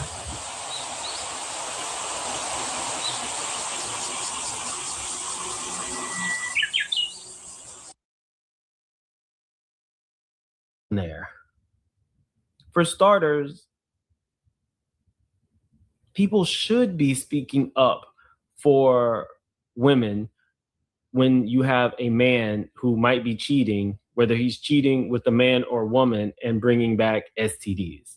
So I think the DL Whisper struck a chord with people who had grown up in that era and who understood that Black women were the fastest growing population to contract HIV. Now, with that being said, when I actually went back and watched what he was saying, I said, oh, this is problematic. It was problematic because the things that he was saying were nonsensical. See, what makes somebody gay is, for a woman, what makes them, or I guess you would say lesbian, is the desire to be with a woman. Robin Dixon could wear all of the Robin Dixon could wear every overall made. She could wear truckers hats, and she could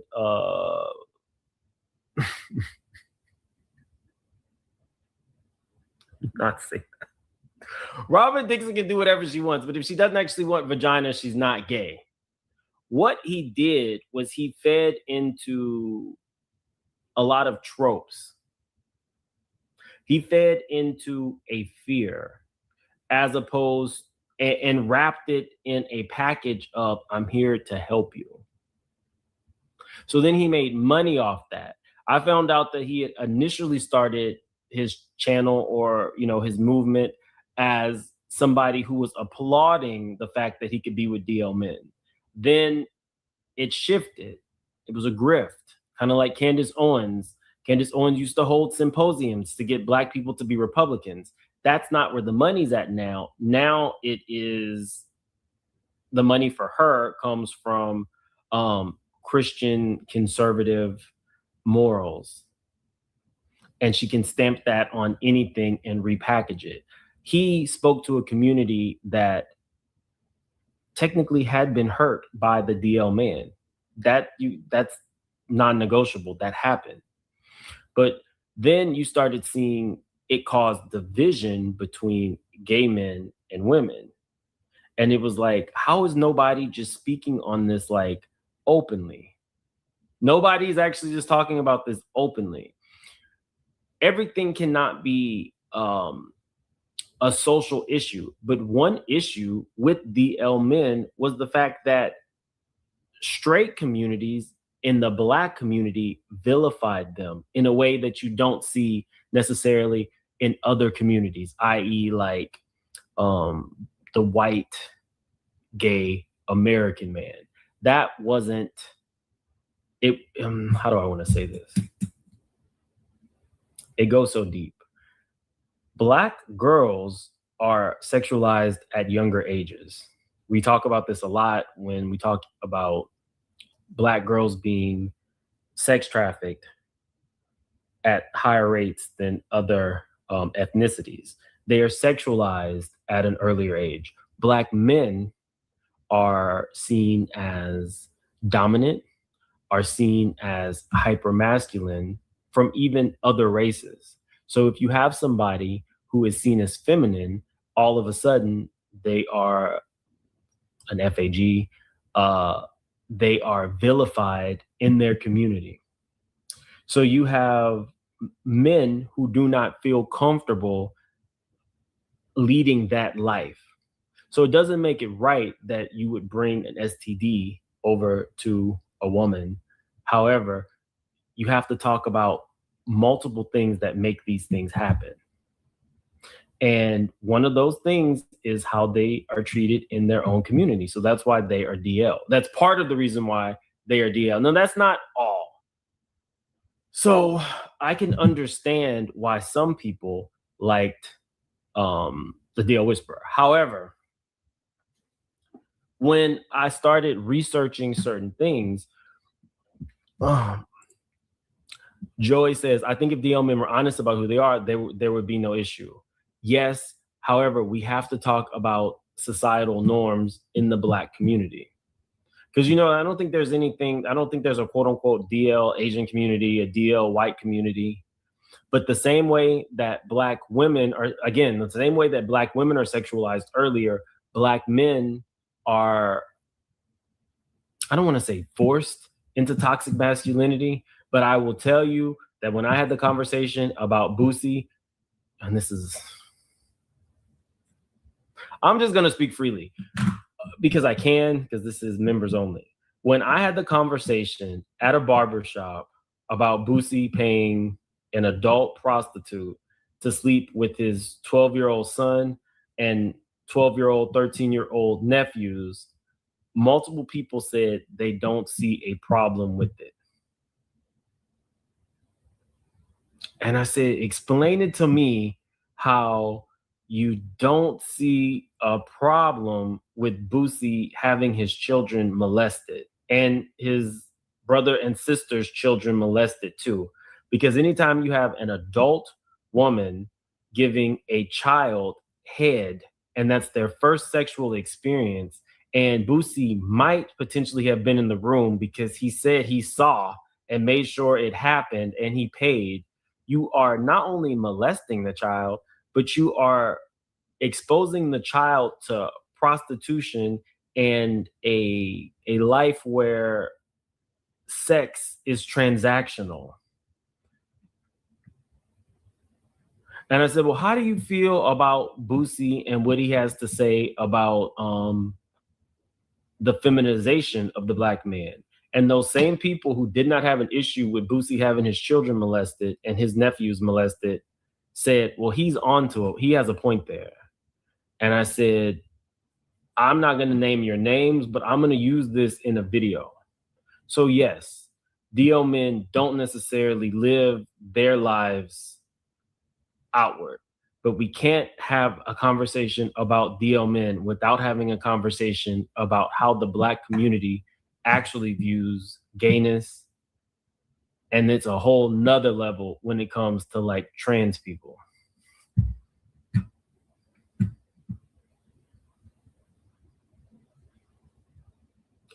So yeah, back to the DL whisperer. So I think he spoke to people who might have had some fear. Now that's not all. There are some people who started following DL whisperer just because he doesn't like trans people. And I want to show you this one video that I was like, this is actually super dangerous.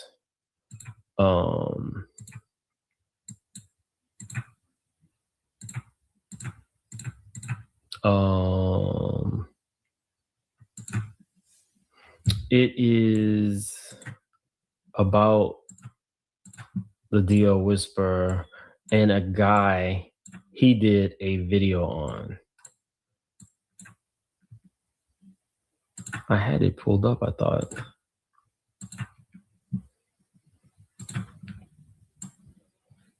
Sorry, I have a lot of stuff open because some of this stuff is going to be in my video that I'm doing tomorrow.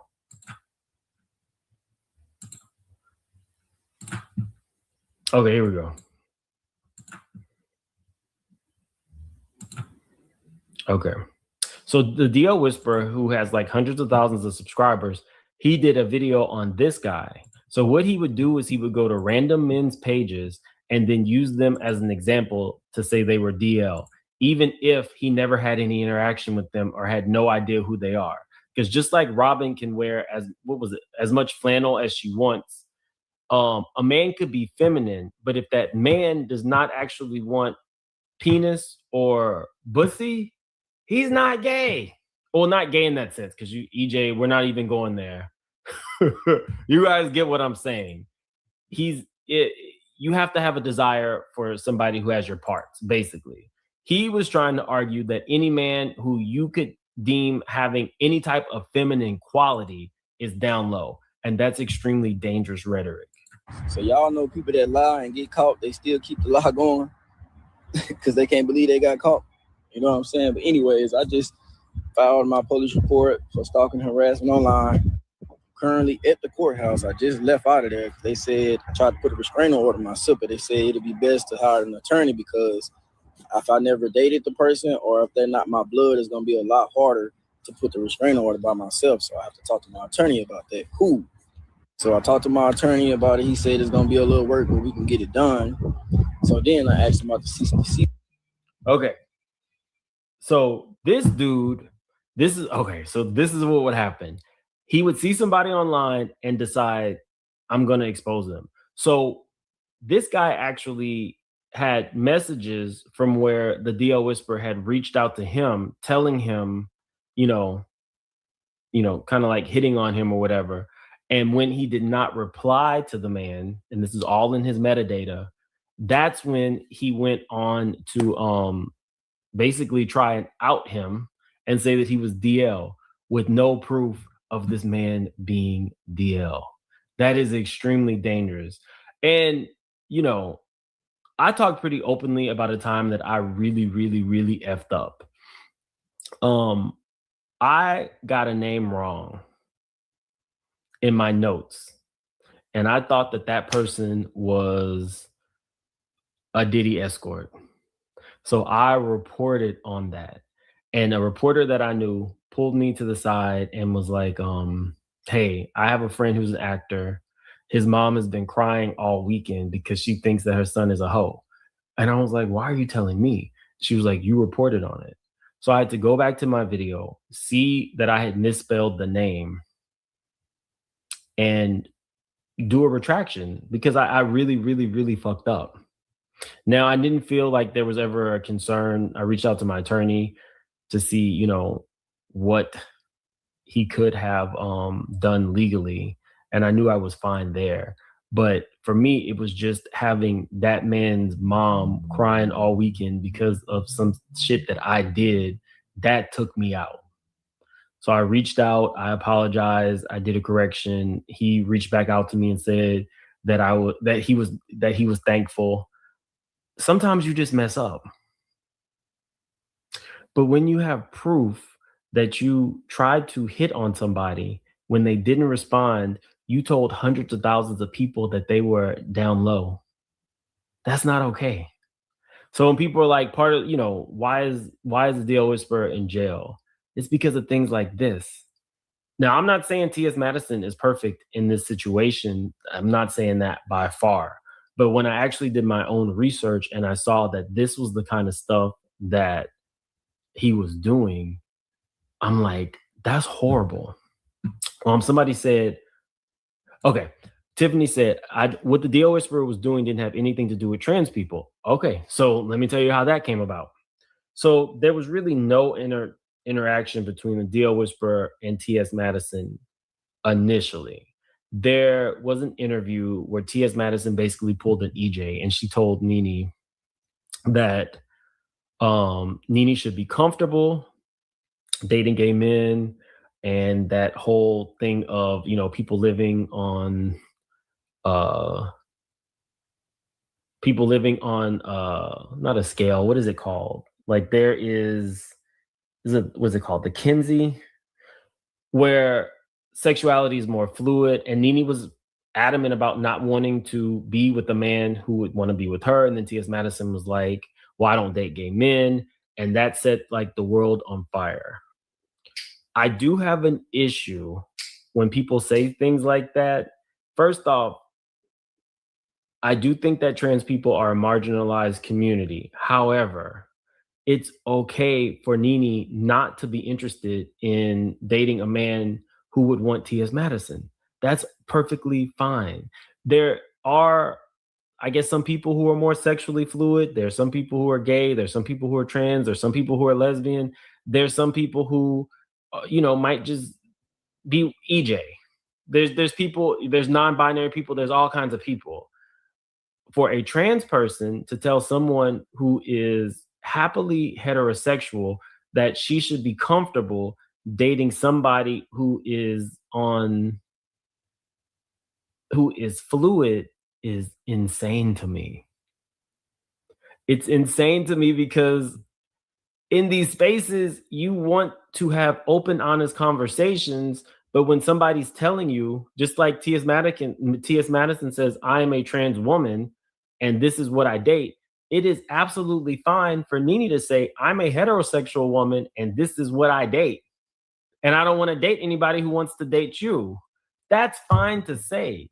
I think that we get into these spaces where everything is politically correct. It's either politically correct or completely politically incorrect. The reality is T.S. Madison dates what she wants to date, and Nene can date whomever husband she wants to date. That's just what it is. And so I think sometimes conversations fall short. There is a trans person named Hope. And her stuff has come up, and I think she's able to articulate her thought very well. Like, I wouldn't be surprised if she used to be like on the debate team. And so I've seen some of the things she said. I've seen some of the things Dominique Morgan said. And typically it's like common sense type stuff. So it's like, okay, I can see why you are garnering attention. But she was on a podcast, and she was the only person who was, I guess, LGBTQ on the podcast. And they were asking her about oh, I'm sorry. Before we get on Hope Giselle, somebody wanted to know about how the Dio Whisperer and how it happened that it became like a Dio Whisperer versus trans thing. Okay, so Nene and T.S. Madison are having this conversation. The internet gets set ablaze after the conversation. And there is a woman who goes on her podcast to talk about the fact that T.S. Madison is buck breaking men and raping men.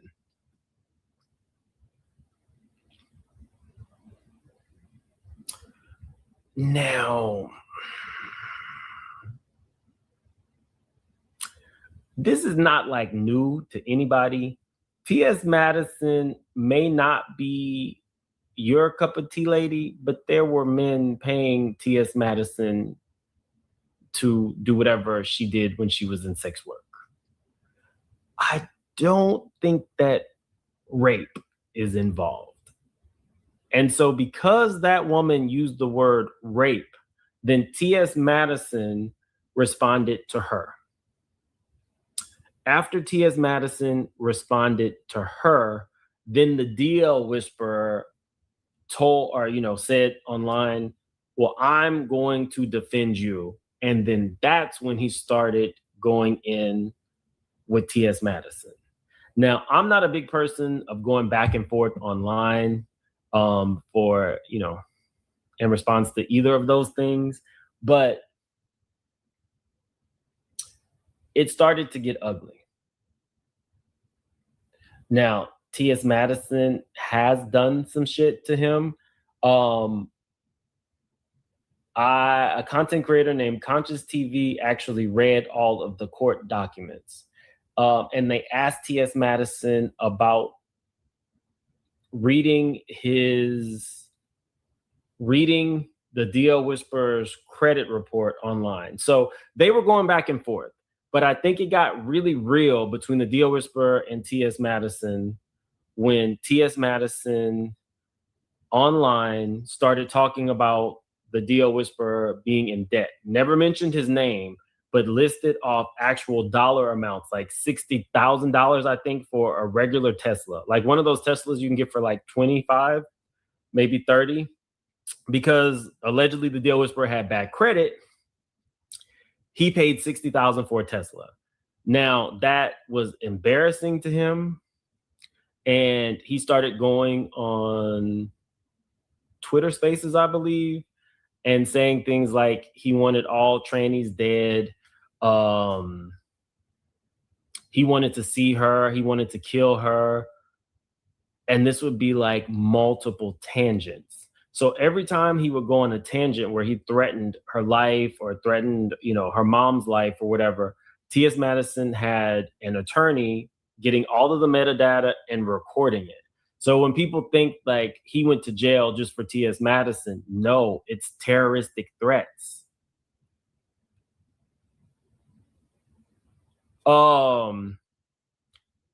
So that, at the end of the day, we just need to be honest sometimes. it gets to be too much. It really just gets to be too much. By the time you are saying that a whole community of people don't deserve to exist and you want them wiped off the face of the earth, and people are agreeing with that, that's some scary shit. Because if you just replace trans with any other word, you're going to jail. If you replace trans, you want to wipe off, if you replace trans with black men off the earth, you might you might be going to jail. If you replace trans with black women, you might be going to jail. If Jeff Metcalf, Austin Metcalf's father, took out the word, said that he wanted to wipe off all little black boys off the face of the earth, he might be going to jail. So I sat and listened to the entire transcript that this guy Conscious TV read from the trial. And, there was discourse between T.S. Madison and the judge, the defense attorney, the prosecution, all of that. Like, there was actual discourse and conversations. And when they brought out all of the things that are considered terroristic threats, I was like, this makes sense why he's in jail, because I did not understand how somebody could go to jail for driving by somebody's house, and maybe threatening them or, driving by the house. But when the actual courts saw multiple terroristic threats, that's why he does not have a bond. That is why he does not have a bond. Not a bun, like Onini said, a bond. Because let's say the judge does let him out before all of this gets settled, and he did go back. Because I think when he went to T.S. Madison's house, and don't get me wrong, I've seen both sides. People who like the Deal Whisperer said that, T.S. Madison, exposed that she had a weapon online and told him to come. And then I heard other people saying that T.S. Madison has threatened to physically harm Michelle A.T. Alien at one point. I'm not in this mix. I'm just telling you what I found out, right? Like, I'm just letting you know what both sides are saying. They're saying if T.S. Madison has transitioned into a woman, but she could threaten a man, then that's how some people justified the Deal Whisperer going to her house. Let me say this unequivocally. Anybody who has an idea that any type of person, any color, should not exist on Earth, that sounds like some Hitler Nazi shit. That's what it seems like to me. Hitler Nazi shit. And that's why he's still in jail without a bond. It doesn't mean that T.S. Madison was right for reading his report, but she was shrewd enough never to name his name.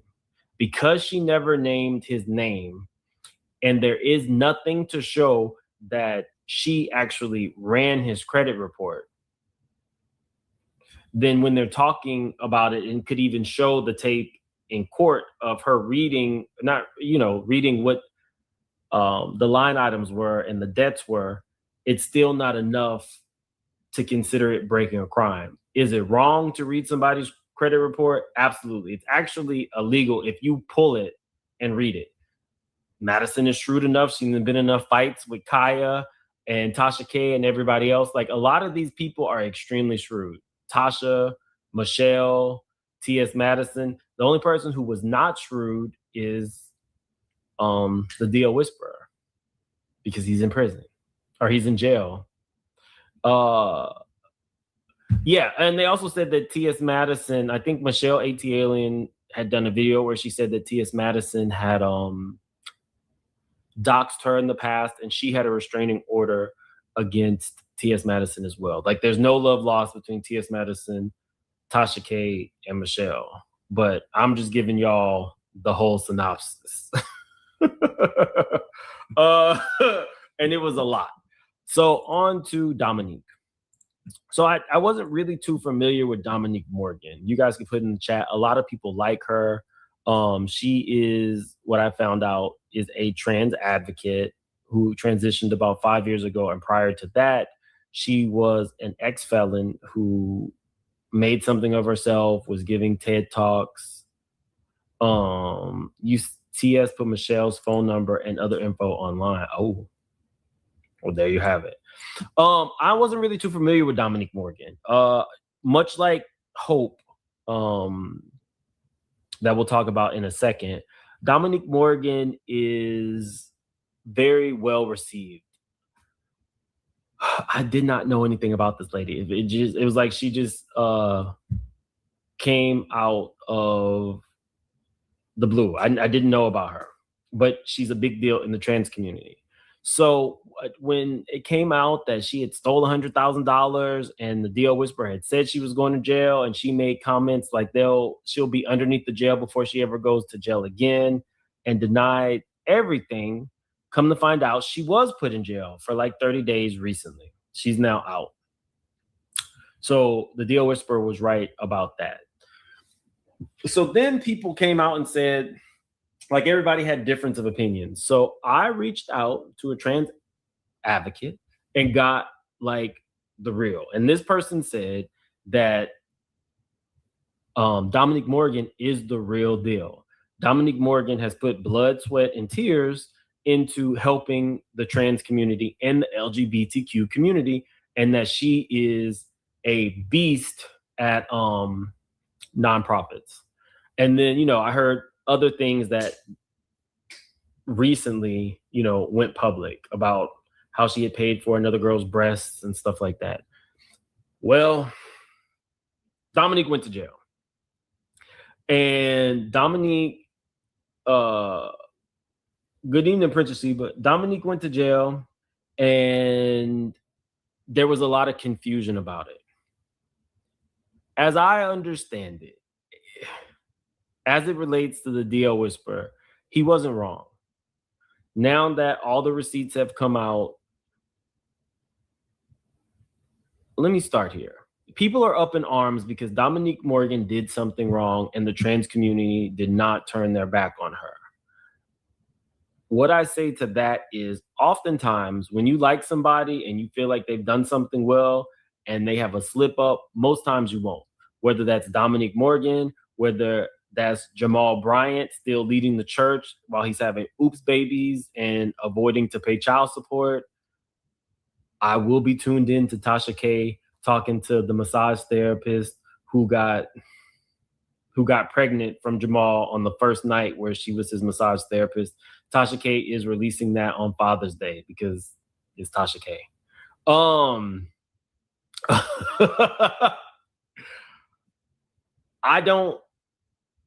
I never expected the trans community to turn their back on Dominique, because when I talked to the trans advocate who has nothing to lose by speaking positively on Dominique, they said very, very, very positive things about her. Because we're having a real conversation. When I was going to do this video, I was told by a good friend that maybe this was not the right time. Just do it as a members only, because I'd already done the research. And I could understand. You just got out of prison. I don't have any beef with you. And you have done positive things for your community. However, what I will say is I don't believe that everything that she put out in her interviews was true, because the people who she believes set her up also showed a 2-hour video of receipts. I think that, now this is just my opinion, because I'm a paraphrase for y'all.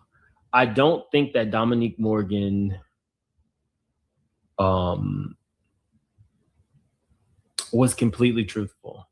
I think that she set out to be a very visible trans person who knows how to raise money for trans and LGBTQ causes. In that, though, I think there was some shady dealings. I think that there was $100,000 that was supposedly used for bonds for other trans people in jail, and that money was not. That's just my opinion. Both have. Dominique is a little bit vague when she talks about it. The person who is now in charge of the foundation, who runs her foundation, is not as vague. And as I understand it, I could see somebody setting her up, like going to the police and saying, this money is gone or it's been misappropriated, maybe because they don't like Dominique. A lot of times Dominique does things for people that she knows and causes that she knows, and other trans causes who cannot get that. Other trans people who can't get that money oftentimes get mad because they feel like Dominique is helping causes that she is already close to. So I could see there being some jealousy that she's extremely visible. She's newly trans. And I think she was like the main person in a parade. With that being said,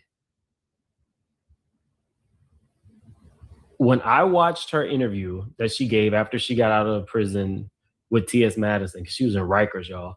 When I watched that interview, no offense to Dominique, but it was almost Trumpian. One technique that Trump does very well, that a gay man actually taught him, was if you're in a bind, don't respond to the accusation, attack the other person. And it works a lot, especially with social media and especially with people not forced to be accountable. So I do think that there was something a little janky with the money. I think that when the accounting firm that handled the money were aware of it, they reached out to Dominique multiple times, and Dominique paid it dust, because I think that Dominique felt like they had all done some shit and that they wouldn't just single her out. And because she was the executive director, she made the best person to single out. So you can't have it all ways. You can't be this very intelligent person who studied law in prison, knows how to work the system, and gives TED Talks, and people see you as, a symbol and a beacon. You can't say that you're that smart person and then in the same vein say, well, I chose not to respond to certified mail because I just knew they weren't trying to get me. And it's like, you can't have it both ways. You can't be that intelligent and then do something that ignorant. I don't know how else to say it.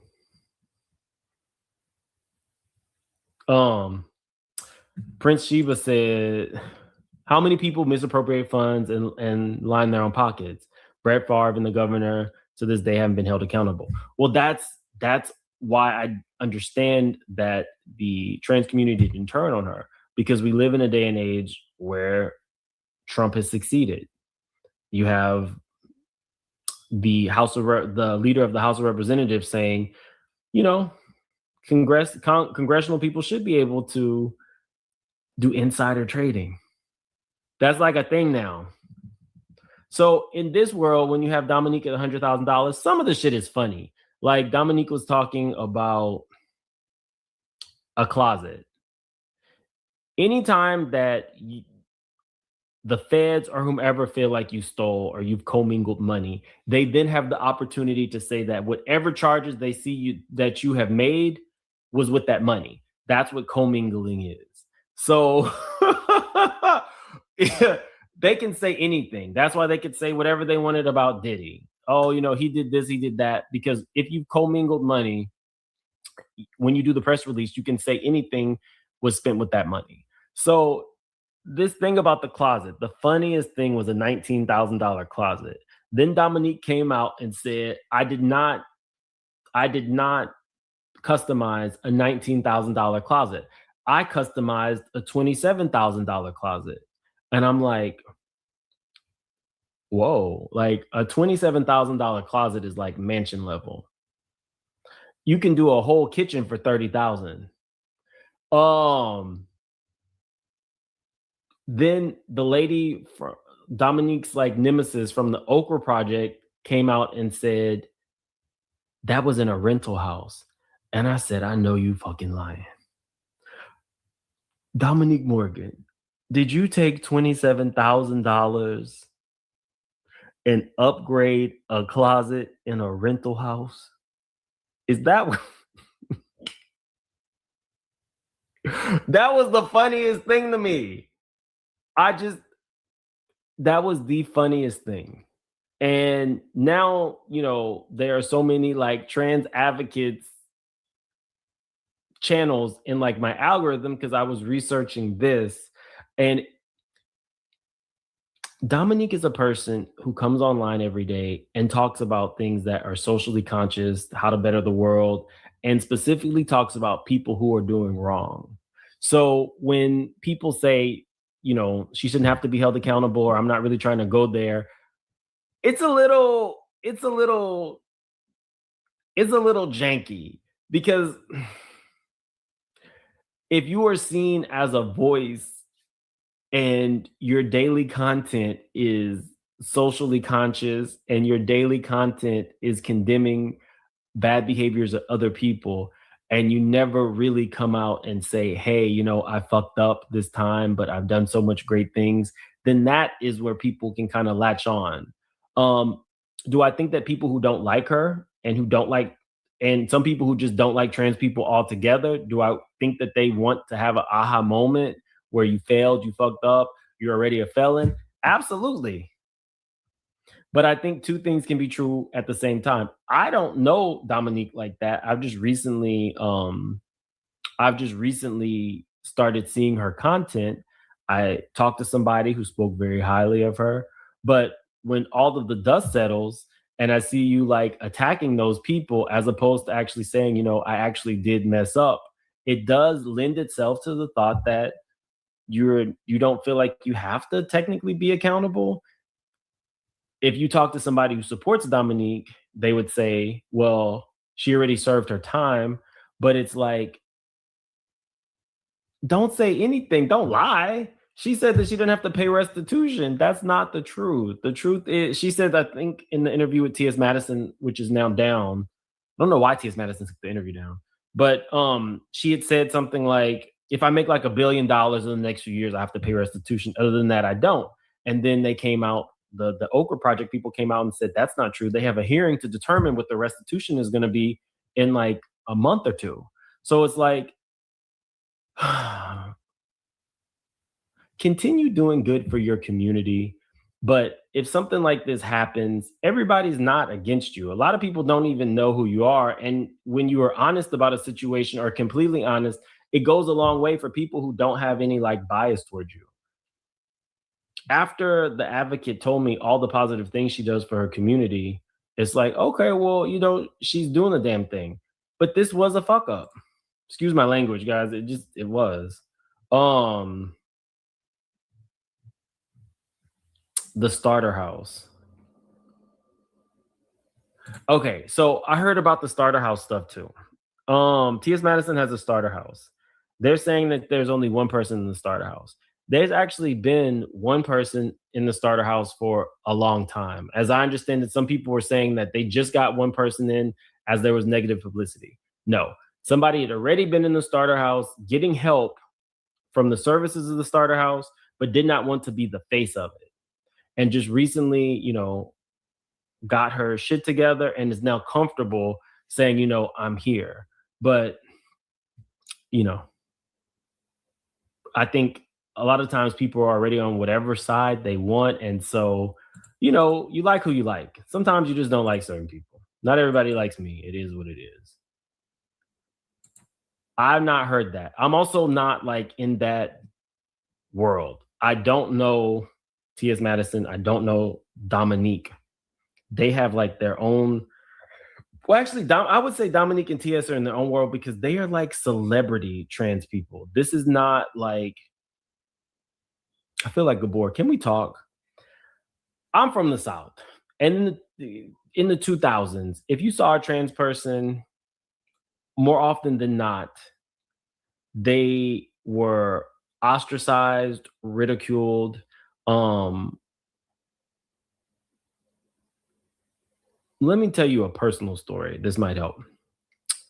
When I was 18 years old and I was a freshman in college, my English 1 literature teacher told me, or told the class, most of you guys have never really experienced a death. This year, a good chunk of you are going to at least lose a grandparent. And there's something about English 1 lit. It's less about it's less about verbs and adjectives and more about like opening your mind. And unfortunately for me, the person in the class whose grandparent died was mine. So when my grandmother was dying, me and my family made sure that when she was in the hospital and even when she was out on hospice, there was never like 5 minutes where she was alone. And my grandmother had like basically raised me, so there was no way I wasn't going to be there. Well, I was also not attending school like I should. And I talked to my English 1 literature teacher about it, and she told me, if you go and spend the night at a homeless shelter and do a report and talk to the class about what you've actually seen, I'll give you whatever points you need. So I did it. I went to a shelter that caters to basically like runaways or abused kids, and there's multiple levels to it. You can't just walk off of the walk in and be admitted into like a place where you get like an actual bed. But for kids who need a place to stay, you can go in and get a cot and stay in the auditorium. So my stupid ass goes. At the time, I had a car, which I didn't even think most of these kids wouldn't have a car. So I went and I just talked to people. And as hard as my life was, I never really realized how hard it is for somebody who does not have a home.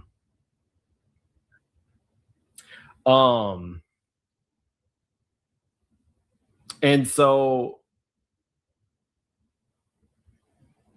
it really, this is gonna sound cliche. It changed my life. I just started talking to the people because like you intake is just like you get a mat, you give them your name. They don't really ask too many questions, and they ask you if you've eaten or whatever. And so there's no television, there's nothing there. It literally is like if it's cold or rainy, a kid who's a runaway would go there. So I just started like, talking to people. The first trans person that I met was a trans man. And we talked, like it was like a group of us and we just like talked. And I had never been around a trans person in my life. I didn't realize just how sheltered I was. And although I came from an abusive background and we didn't have any like money or anything like that, this trans man had been abused by her father, ran away, but it always felt like he was born in the wrong body. And everybody's just like talking, and we end up going to like a burger place, a group of us, and I was like, again, I have no money, but I had enough money to get everybody like Wendy's, dollar menu stuff. And we went there, and that particular Wendy's had a trans woman who was a manager, and she had hired multiple trans people. And so it's close to closing time, and all of us kids are talking, and it was so eye-opening because I had never been around that before, to understand that you don't have a home. A lot of these trans women that worked at that Wendy's either felt like they had to work at Wendy's or they could be prostitutes. And a lot of them were not what you would call like a passable trans person. Well, I did not know that the guy was a trans boy, a trans man. But the trans girls who worked at Wendy's, you could see that they weren't, completely transitioned. And just talking to them, it opened like, it was like,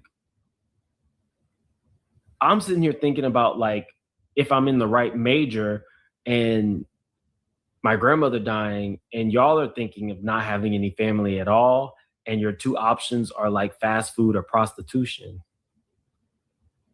It opened my eyes to life not being as easy. And I brought all of this into my report that I turned in so that I could pass English Lit. And you just never really know what the next person is going through. You never really know. Like, I got back the next morning. I slept on my cot. I got in my car and I went home, showered, and then I went, to my mom's house to take my shift with my grandmother. But it was life changing to see. I mean, that's just we walked back and there were more kids to talk to in the gymnasium where we were all like sleeping and stuff like that. And it was like most of them were grateful for this place because they got to meet other kids who were on the street. Some didn't feel safe. Some couldn't get into the program because they were on drugs. It was super, super. I don't even know where I was going with that. Sorry. But I don't remember what we were talking about. I just remember we can move on.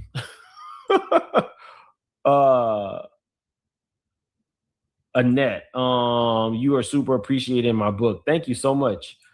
And thank you for the super sticker. I don't really know. They didn't the trans people did not turn on her. She's gone back to her, advocacy and stuff like that. I don't know. I guess we'll see what happens when the Dio Whisperer gets out of jail eventually, how things get handled. Maybe he will, get a grip on, not wanting everybody dead. I think there are, let's move on. I hadn't even thought about that. I was just trying not to fail English 1 Lit, but maybe that did. I've always been the person to have conversations with people. Like I've always been that person to have conversations with people.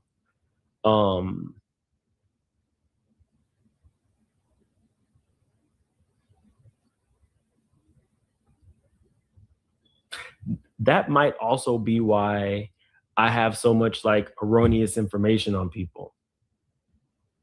Oh no, she gave me an A. Like I definitely like there were. Thank God for that woman, because that was not the only class that I really was like lacking in. Thank God for that woman. She's a mousy little white lady, but super, super nice, super young as well. And she did me a solid. That completely threw me off. I know a lot about a lot of people.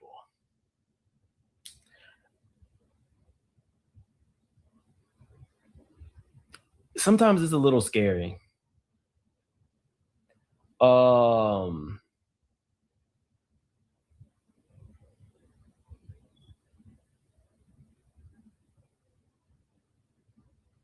Yeah, I don't want to say that. I'll take that. Let's go on to there's some people that I don't like because I know certain things about them, but that doesn't mean that I want to say something that could really really F them up.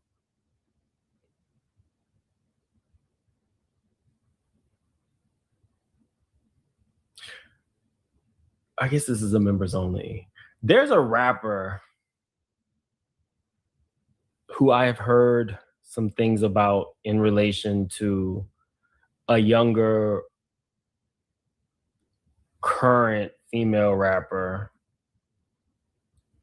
when she was underage. I have a real issue with people and underage people.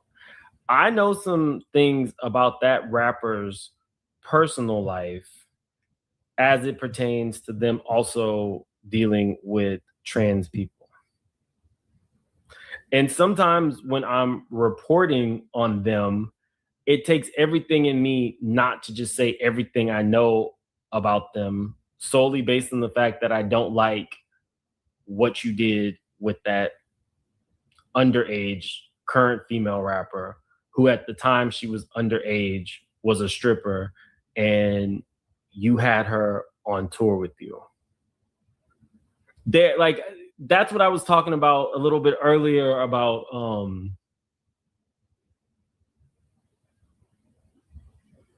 having to parse the words that I say.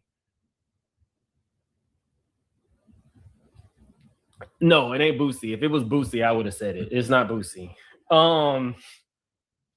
It's not Boosie.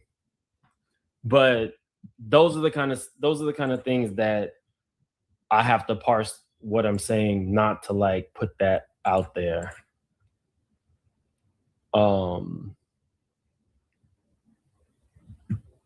I'm not gonna sit here and let y'all guess.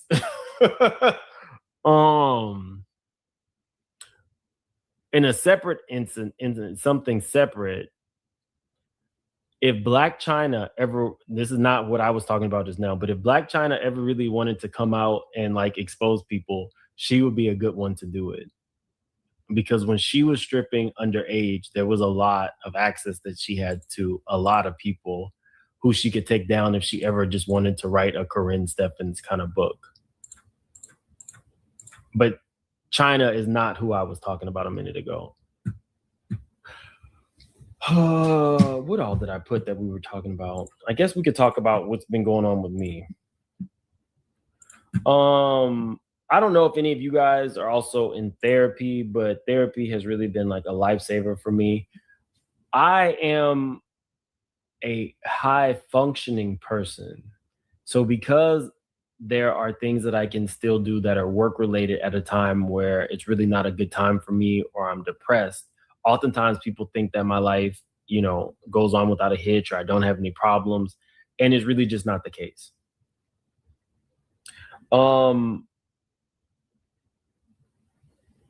You guys know some of the stuff that happened last year. One of my sisters almost died in 2023. She got deathly ill again a week before the Diddy trial. I was there. My family told me to go ahead and go to the trial. They would handle it while I was gone. Once I get to the Diddy trial, I find out that a really good friend of mine had multiple, not aneurysms, was it blood clots? It was multiple something in the brain, and they had to remove his skull to release the blood, and that he was in a coma. So then I left the Diddy trial after week 1, came back to see about my sister and see about my friend Brian. And so I just distinctly remember it was a Saturday night. I left my sister's house, and then I went to the hospital because the doctors had said that maybe if you voices that Brian knows, if you speak to him, it can help, wake him up and all this. So I just remember spending hours at the hospital there, then going home and packing. And when I get to the rental car place in New York, I get a call from my friend's son who says that my friend Leah is dead, that sickle cell had overcome her. And at this point, I'm like, this was a lot. One of the people there was a straight shooter named James, who I didn't really know before the trial, but he was also somebody who had illnesses, and he really helped me. He wanted to help me build my brand, talk to hotels because New York was super expensive for me. Like, he was a good person. Well, because I had always been on the phone with Leah while she was going through her sickle cell stuff. I don't know if you know anybody with sickle cell, but sickle cell is like one of those things where they can't heal it. So all they can do is give you drugs because it's super painful when the blood sickles in your veins. So I would always be on the phone with her. James knew this and didn't even tell me that he was leaving the Diddy trial to go to the hospital most nights. So after Leah died, James really kind of helped me. And we would have conversations, and I ended up helping him. Like, just having, sometimes my friend Leah would be so out of it, but she would never have anybody to talk to. So I would be on the phone and she would be thinking, I distinctly remember her thinking one day she was on a private jet in India with Nicki Minaj. Other times she was in a lot of pain. So I would, be talking to the doctors and nurses for her over the phone. After she passed away, sometimes I would be doing that for James. And you never really know just as much as I needed somebody to say, hey, here's the notes from the case today. I know you didn't make it. I will be on the phone with James while he's receiving infusions and stuff like that. It's like, we became super close. James passed away in December out of the blue. And that took me out. So in my channel, I try to produce content every day, but as people were dying and comas, it was just a lot. So I got back to a more steady pace with my content. And the only part that you guys know that I was struggling with a couple months ago was I passed out. I passed out in my truck on the road. What y'all don't know, this is crazy. Okay. I got a call from a friend of a friend who asked me about one of my close friends. And full disclosure, my friend is Asian. He is the blackest Asian you will ever meet. He's a person whose family fled communist China, and his surrogate family, like, it was like this older black lady who really like embraced him, where his mom and his dad didn't. Like, in his family, you have to be a doctor. If you're not a doctor, you're not really anything. And because he was listening to like Master P and not whatever traditional Asian music and shit like that as a kid, they really didn't see it for him. Now he's from the Sinners family. And so he's the only person who he's the only friend I've ever borrowed money from. We've been friends for like 20 years. But he got hit by a car on foot last year. And, you know, I'm not a person who has to see my friends all the time, but I'm gonna know what's going on, what happened with your dad's stroke, all of those things. But another thing he did, as soon as he got in management, he worked at a place where you pick up, like you drop your car off at the airport. And so I would always use that for free when I would drop my cars off. And as soon as he got in management, I said, why is that old black lady driving the van? And he said, I hired her. He liked black people so much. He hired an all black staff. A black lady had come in and said, you know, she was on her last, she needed this job, and the only position he had available was a van driver. Now, you might think that that sounds great, but the van drivers have to lift up luggage. This, I remember thinking, I was like, I think it's dope that you did it, but is she going to be able to maintain this position? He said, I don't know. She told me she needed the job. Them hoes can pick up their own luggage. She's going to have that job as long as I'm here. As long as she needs this job, it's hers. That might not seem like a big deal, but a lot of people have an expectation that whomever is driving the van helps them with their bags. Like, that's the expectation, to help, you know, put the bags on the this lady was not. Anyway, so, you know, like I said, I talked to everybody, and I could see where he always had his surrogate family as black families. And so he had started having like some memory loss after he got hit by the car last year. And I could see like a difference in like his behavior. And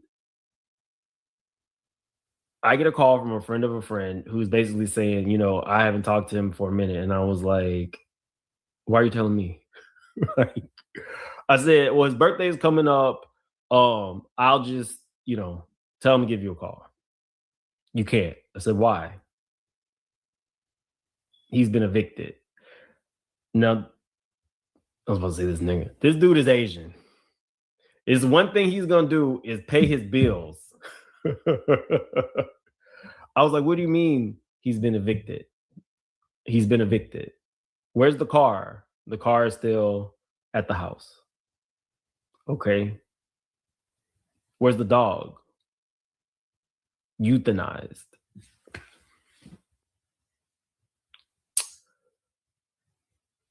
So I got on the phone, called the private investigator. And mind you, I don't have any point of reference to his family. His family is communist, is Asian or Chinese communist people who fled China as refugees. I have no point. Like I don't. So I was like, all I have is like a name.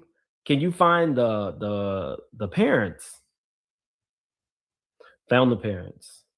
So the next day I go over to the house and I'm like, look, and the private investigator told me what happens is people have memory loss. Oftentimes they'll be taken to the hospital or something. And after the hospital fixes them up, even if you don't know who you are, they release you. So I don't know if you've ever seen people in like, not scrubs, but it looks like a very flimsy scrub. Oftentimes they're homeless or they have some type of dementia. They don't have a next of kin listed. And so they just kind of like randomly roam around. So the private investigator is like, look, we can try to locate the hospital. We can try to locate everything and everybody. But what's going to probably happen is we're going to need to do a search for a missing person. So I said, do whatever you need to do. So I'm following the leads as they are as they're coming in.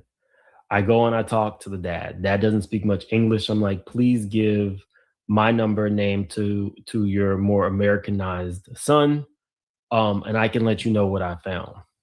Okay, but again, it was a super crazy language barrier.